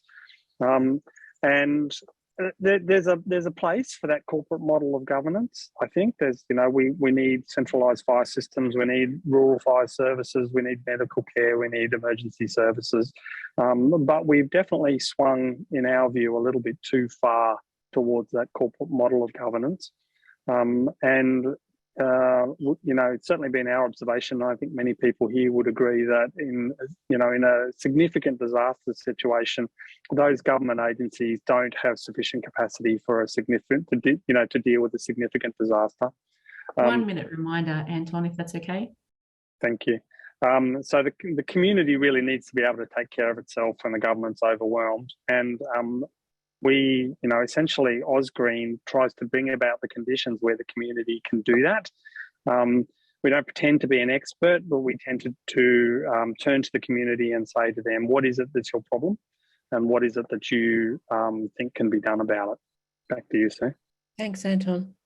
And just to finish off, we'd like to talk about voices being heard. And My River program is something we've been running in the Murray-Darling Basin, involving young people from 50 communities, over 5,000 young people, going out and doing a really detailed snapshot to the health of the river, and also going and interviewing their community.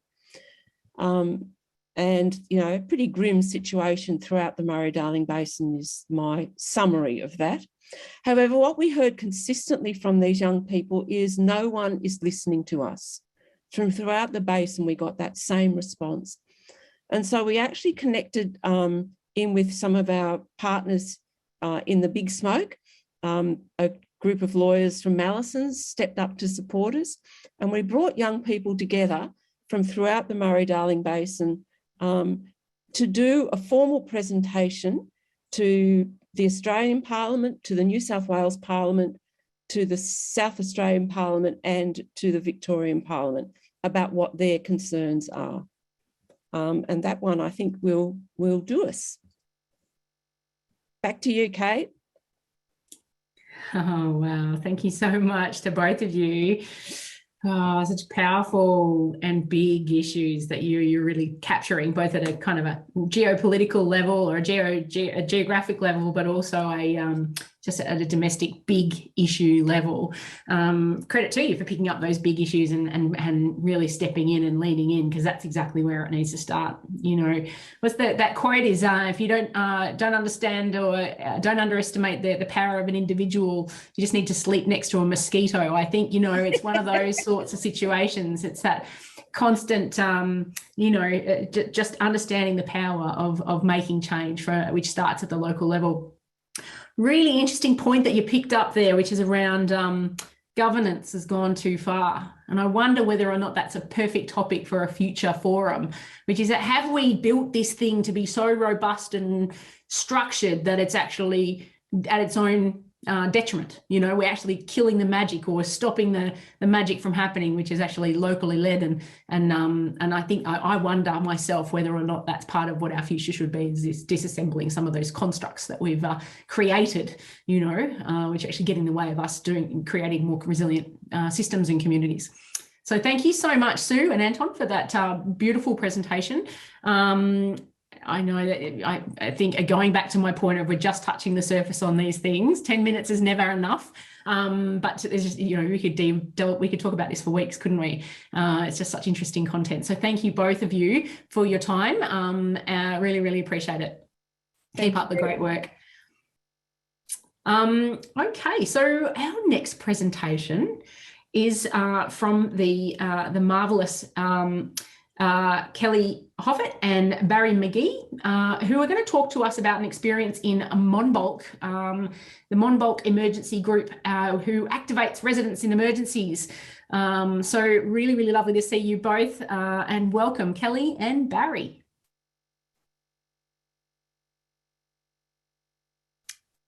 Hopefully we've got you. Can I get a sound check? I'll try that. That's better. G'day, Barry. Okay, look, talking about the Monbulk Emergency Management Group, we started back, the idea started back in about 2010 from Emergency Management Victoria, where they were trying to encourage community resilience. And we did try and get a group in Monbulk started, but it sort of fell flat. And it was around about 2014 that a group of about 8 of us got together and decided we would need some type of emergency group. So we sat down and actually worked out or tried to plan what we wanted. We wanted something simple. We wanted something that would be workable. And so we ended up with a grouping of the local police, the local country fire authority people, community people, RSL people, and we formed a group and we worked out that we wanted something that would allow people for the first 36 hours to have some response to an emergency. And we worked out that we would use the RSL as our headquarters, but the RSL it only had the normal power. So the RSL applied to the Bendigo Bank and were given a grant to put on a generator there. So we then had somewhere where we could run power at any stage. And we canvassed all the local businesses and organisations to see if they would support us. And then we held a meeting with everyone to say, yes, well, this is what we're planning and this is what we're doing. Are you aboard? And 100% of them said yes. So we've got the local sporting clubs, we've got the local supermarkets, we've got the local doctors, we've got the local chemists, businesses, all ready to support us if and when we need it.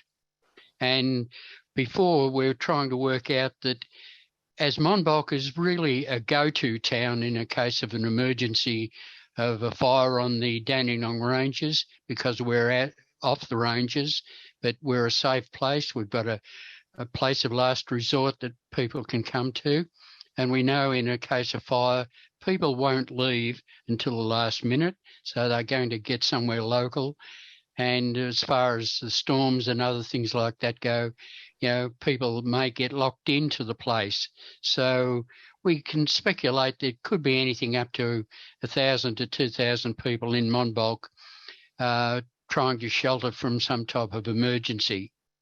So what we did was that as far as we were concerned, the grouping or the committee we created a WhatsApp so that instead of trying to phone everyone, we would just put it straight on the WhatsApp, and we were able to activate our plan within probably about 20 minutes of something happening. And in the past, what we've been able to do is that we've actually run it on 3 specific occasions.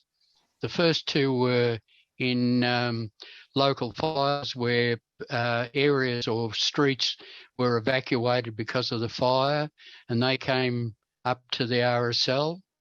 And we're not looking at the RSL to have everyone there. We do have facilities available with a local cricket club down at the football oval. We also have the Shire and the hub that's in Monbulk available for people to come and rest and shelter in. If we need be, we can use the bowling club. And we're looking at things like this where we can use a lot of people in a lot of different ways. Although there's only 8 of us, we do have vests to show. You can see in the background the vests that sort of show some leadership. And as far as other people helping, we've noticed that we've all got a lot of people that volunteer from the RSL, from the CFA, and just a lot of the community. Now, the main one we wanted to talk about was the fires back in 2021, where we opened up our emergency plan for the first 36 hours, but we ended up running it for 2 weeks. And we had more than 800 odd people coming through it to charge phones, to have a coffee, to have a talk, and the auxiliaries always seem to have a pot of soup going in the background. So it was a place for someone to come and look at. The Shire on about day 6 supplied 2 mobile showers, which were set up in the car park next to the RSL, and people use those from 8 in the morning till 9 at night. And as far as Monbulk goes, we're a reasonable sized town. We've got approximately 1,800 properties. We've got approximately 5,000 population. We've got 6 communication services, 5 bus routes, 10 school bus routes, 7 care facilities, 4 schools. We're a proclaimed water catchment area, and we've got 10k of major roads. So that gives you a bit of an idea of what we're actually doing in Monbulk. And as far as it goes, we're looking at increasing it. Since the storm fires, we've been able to, one of the problems we did have was the lack of communication. We couldn't get out because of mobile phones or landlines and because the power was down for quite a number of days. So what we ended up doing was that we put it that we ended up having 2 mobile satellite phones that we can place at either our main area or in one of the other areas, so that we can at least get communications out and in, so that we can talk to Emergency Management Victoria, we can talk to the Shire, we can talk to any of the other emergency services. And because we're part of us are members of the CFA, we do have scanners and that to tell us what is going on as far as our project. So we're making it a safer centre. It's not set in stone. It's a community plan. So it's being updated. Every year we look at it and review it and work out what we need to do and how we need to support it more. Would Kelly, would you like to say anything from a Shire point? Yeah, thanks, Barry. So with Yarra Ranges Council, we encourage this kind of group and the work that they do. And we really try to work on the relationships that we have with community, so that when community do stand up like this, that we have those really important points of contact that we can, just continuously check in on the group and make sure that they have everything that they need. So information is going both ways, and it's a really strong focus for us. And I think with the Monbulk group, they are definitely the leaders in this space with this work that they're doing. But as Barry said, the plans are always being reviewed and the work is always improving. And I think the number one thing in this space is definitely communication. So it's always something that we're working on, and just continuously building relationships. So yeah, thanks, Barry. Thank you. Back to you, Kate.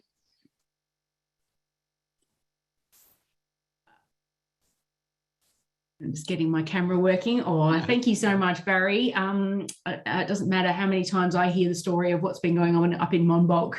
I never get tired of just not only the careful thought and nurturing of the group, but also the sustained nature of it. It's managed to last over many, many years, and also is tried and tested now that you've had emergencies to really prove that it works.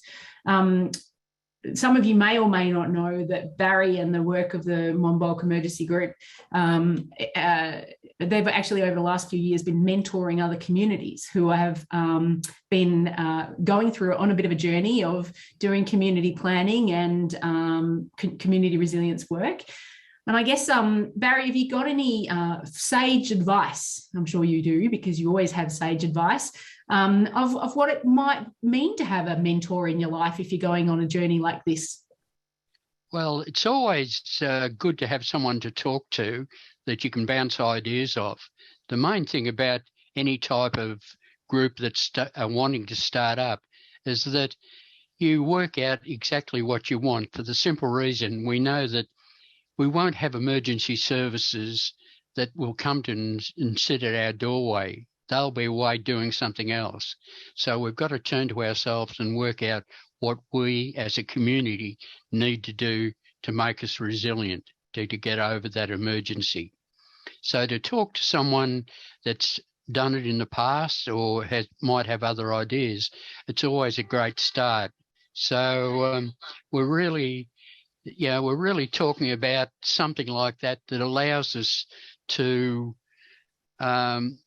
start in a process And it's a process of not only one person or someone else. It's a process of really having everyone on board and working towards the same goal. So that's probably the best I can say, Kate. It's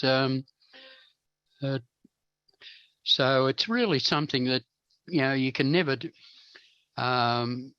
you can always talk to people and no one has ever got all the answers. It's always something that's evolving as much as anything. Could it be that I guess what you're saying there is that you're not alone, so don't struggle on your own. There's definitely some wisdom out there, people who've done what you've done or similar things that you can draw on. How would you go about finding it, Barry, do you think? Well, most of the information that we've had is really through networks, or you know someone that knows someone who knows someone, or else you turn around and talk to someone that's created. And we're always open for people to contact us and say, well, how did you do it? Why did you do it? And, you know, what do we need to do to start it up? So we are very happy to help anyone that would like to start on that process. Yeah, brilliant. And a question for you, Kelly. You know, you work for council. What are some of the top tips for people who want to engage with local council, and/or what is it like to be in council in this space? Look, I think every municipality is different, and we're very lucky that we have quite a strong emergency management team, and we're well equipped to support community in this space. But it's just about reaching out and having a conversation, because you just never know what's in place to support community in this space. And with us, I work with a lot of different groups, and every group is different. They have a different focus, different dynamics, and it's my role to make sure that we support each group as individuals, and but also, like, you know, talking about creating those connections and mentorship and stuff like that. It's around learning from those that have already trodden the path, I suppose you could say, to sort of, you know, jump ahead a little bit in some ways. So definitely putting the feelers out to see what's happening around you, to see what might work for you. And don't think that, I don't think a community should think that just because Barry and his group have done it this way, or Bob and Betty have done it that way, that your community should do it that way as well. I think it's really, really important that each individual community is supported in their individual way. And I guess if your local council isn't in a position to support you, which I would hate to think that that's the case, but you know, just reaching out to others that have experienced something similar is definitely a good way to go. I think just learning from other people's experiences.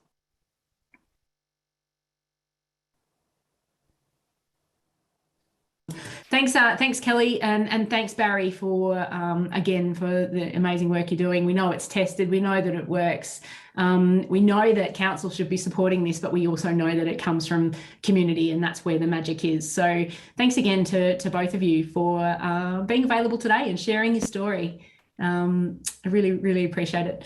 Yeah, you're getting some lovely love on the comments as well, so please feel free to include that. I think we're almost at the natural end of our amazing forum this morning, and I hope that each and every one of you have filled your cup with ideas, inspiration, also just hearing some of the trials and tribulations of stuff that isn't necessarily easy, but because we're brave, we lean in to this world of community resilience building. It's certainly not for the faint-hearted, but it should be something that we nurture as all of us as custodians of this work and this ambition. So it has been an absolute pleasure to be a part of this forum today. There's a fantastic comment or a question coming in from Adriana saying, so many fantastic stories of community leadership in recovery and preparedness, very little though in reducing risk. Is there a role for communities in risk reduction, and what is stopping this from happening? So discuss. Yes, of course. That's just a juicy question that I think is a Pandora's box. Great question though, Adriana, and we know all the research says that any dollar spent in the front end, you know, before an emergency strikes, it saves 8 downstream. So when an emergency happened, we pay that convenience cost of emergencies on people, on our infrastructure, on our country, on our culture, on all of those things combined. So thank you so much for those fantastic questions. A little bit of housekeeping as we just turn into the final moments of our forum this morning. Our first one is just to, I think we want to revisit what Tatum's been up to. So all of this discussion and thinking that's been happening, Tatum's been busily drawing and capturing the stories for our third session. So this will be the third of 3 slides that Tatum has captured as part of that. So again, what does 7 people mean? 7 people meaning like that. That's the neighbourhood house that's holding up the whole of the East Gippsland communities in and around Buchan. How amazing was that story? The power of communications and community-led relief. Young people being engaged and connecting in with global networks. Beautiful drawings, Tatum. I'm pretty sure these will be available to you along with a number of resources coming out of this forum. So thanks, Tatum, for capturing that digital storytelling throughout the course of today. We really, really appreciate it. Also coming out to you as participants is a survey. We would love to get your feedback in how whether or not this today's session has resonated with you, what you'd liked about it, what you'd like to see improved about it. We are open to feedback every day of the week in the work we do. So you'll get that feedback. If you can complete that survey when that comes into your inbox, we'd really, really appreciate it. And it'll guide what we do in the future. So please, it should come out in the next couple of days from the live session of this of today's forum. Finally, as mentioned at the beginning, this session has been recorded. We've captured this so that everybody who's registered will be able to receive and watch a version of this, yourselves included, be able to watch this at your leisure. For those who jumped in and out, they'll also be able to pick up the bits that they've missed, which I think that there's been all amazing gold throughout today. Absolutely brilliant. What I would say in my world is all killers, no fillers. There's nothing in here that's not been brilliant. So fantastic. And if you've missed a section of it, then jump back in at your leisure using the link that is provided. In keeping with the feedback that we've received throughout the forum, though, we will be making some small edits to the recording including respecting the privacy of some people who participated today. And then finally, for anyone who's been affected by any of the content today, the stories, there's been some raw stories of trauma, stories of hardship, obviously some stories of beautiful things that have also taken place. We encourage you to reach out to Beyond Blue and also Lifeline, and the numbers are in the chat. But for those who are watching on, the numbers for Beyond Blue is 1300 224 636, or Lifeline, which is 131114. Really grateful to those amazing services for everything they continue to do to service our communities, but they're available for you as well. And then finally, I'd like to throw across to our new MUDRI director, Jonathan Abrahams, for any final wrap-up comments. Well, thanks very much, Kate. You've done a tremendous job in moderating this particular session, maybe the first time on this forum, but I suspect you've done it before. So many thanks for pulling it all together, and also to all the team that have made this all possible.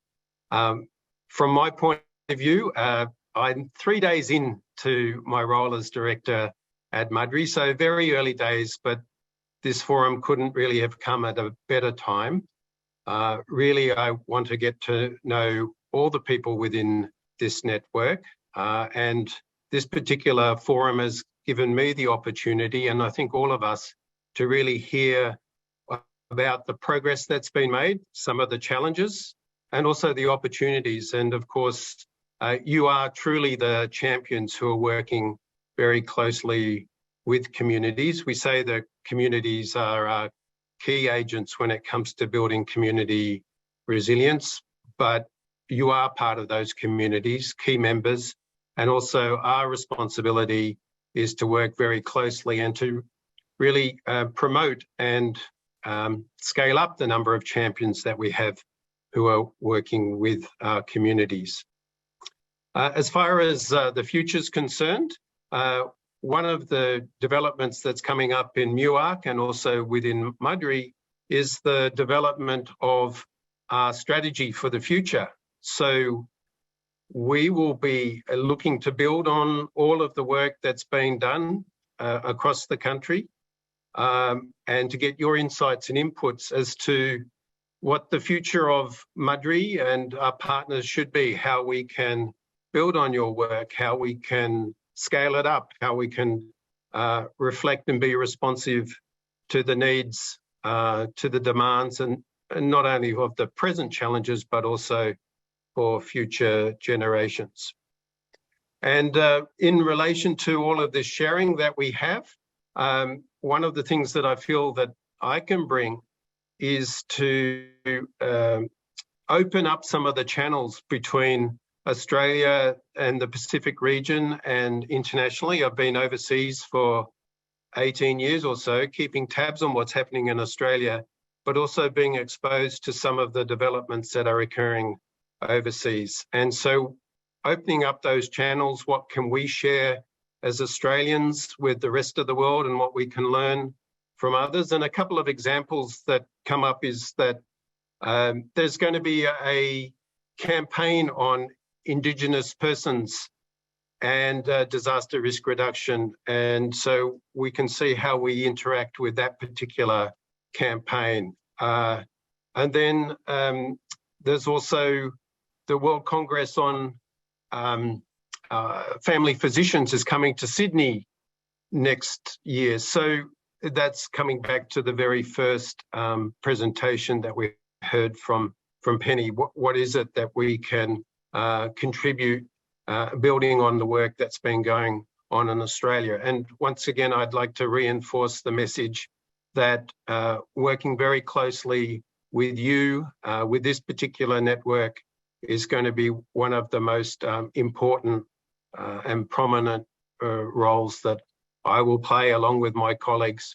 And finally, I would like to say thank you to Frank, to Caroline, to all the team here at MUDRI, Muir and Fire to Flourish, and everybody else who's contributed to this particular forum for all the work that's made it happen. And it's a real success story, and we look forward to many more in the future. And once again, thanks a lot to you, Kate. Back to you. Welcome, Jonathan. You are joining an esteemed group and network, and it's a pleasure to have you on board. In keeping with time, I would like to formally wrap up today's forum, and I thank you all for taking the time this morning to be part of this rich discussion, and may this knowledge turn into action. I wish you a wonderful afternoon. Thank you so much. Take care. Bye-bye.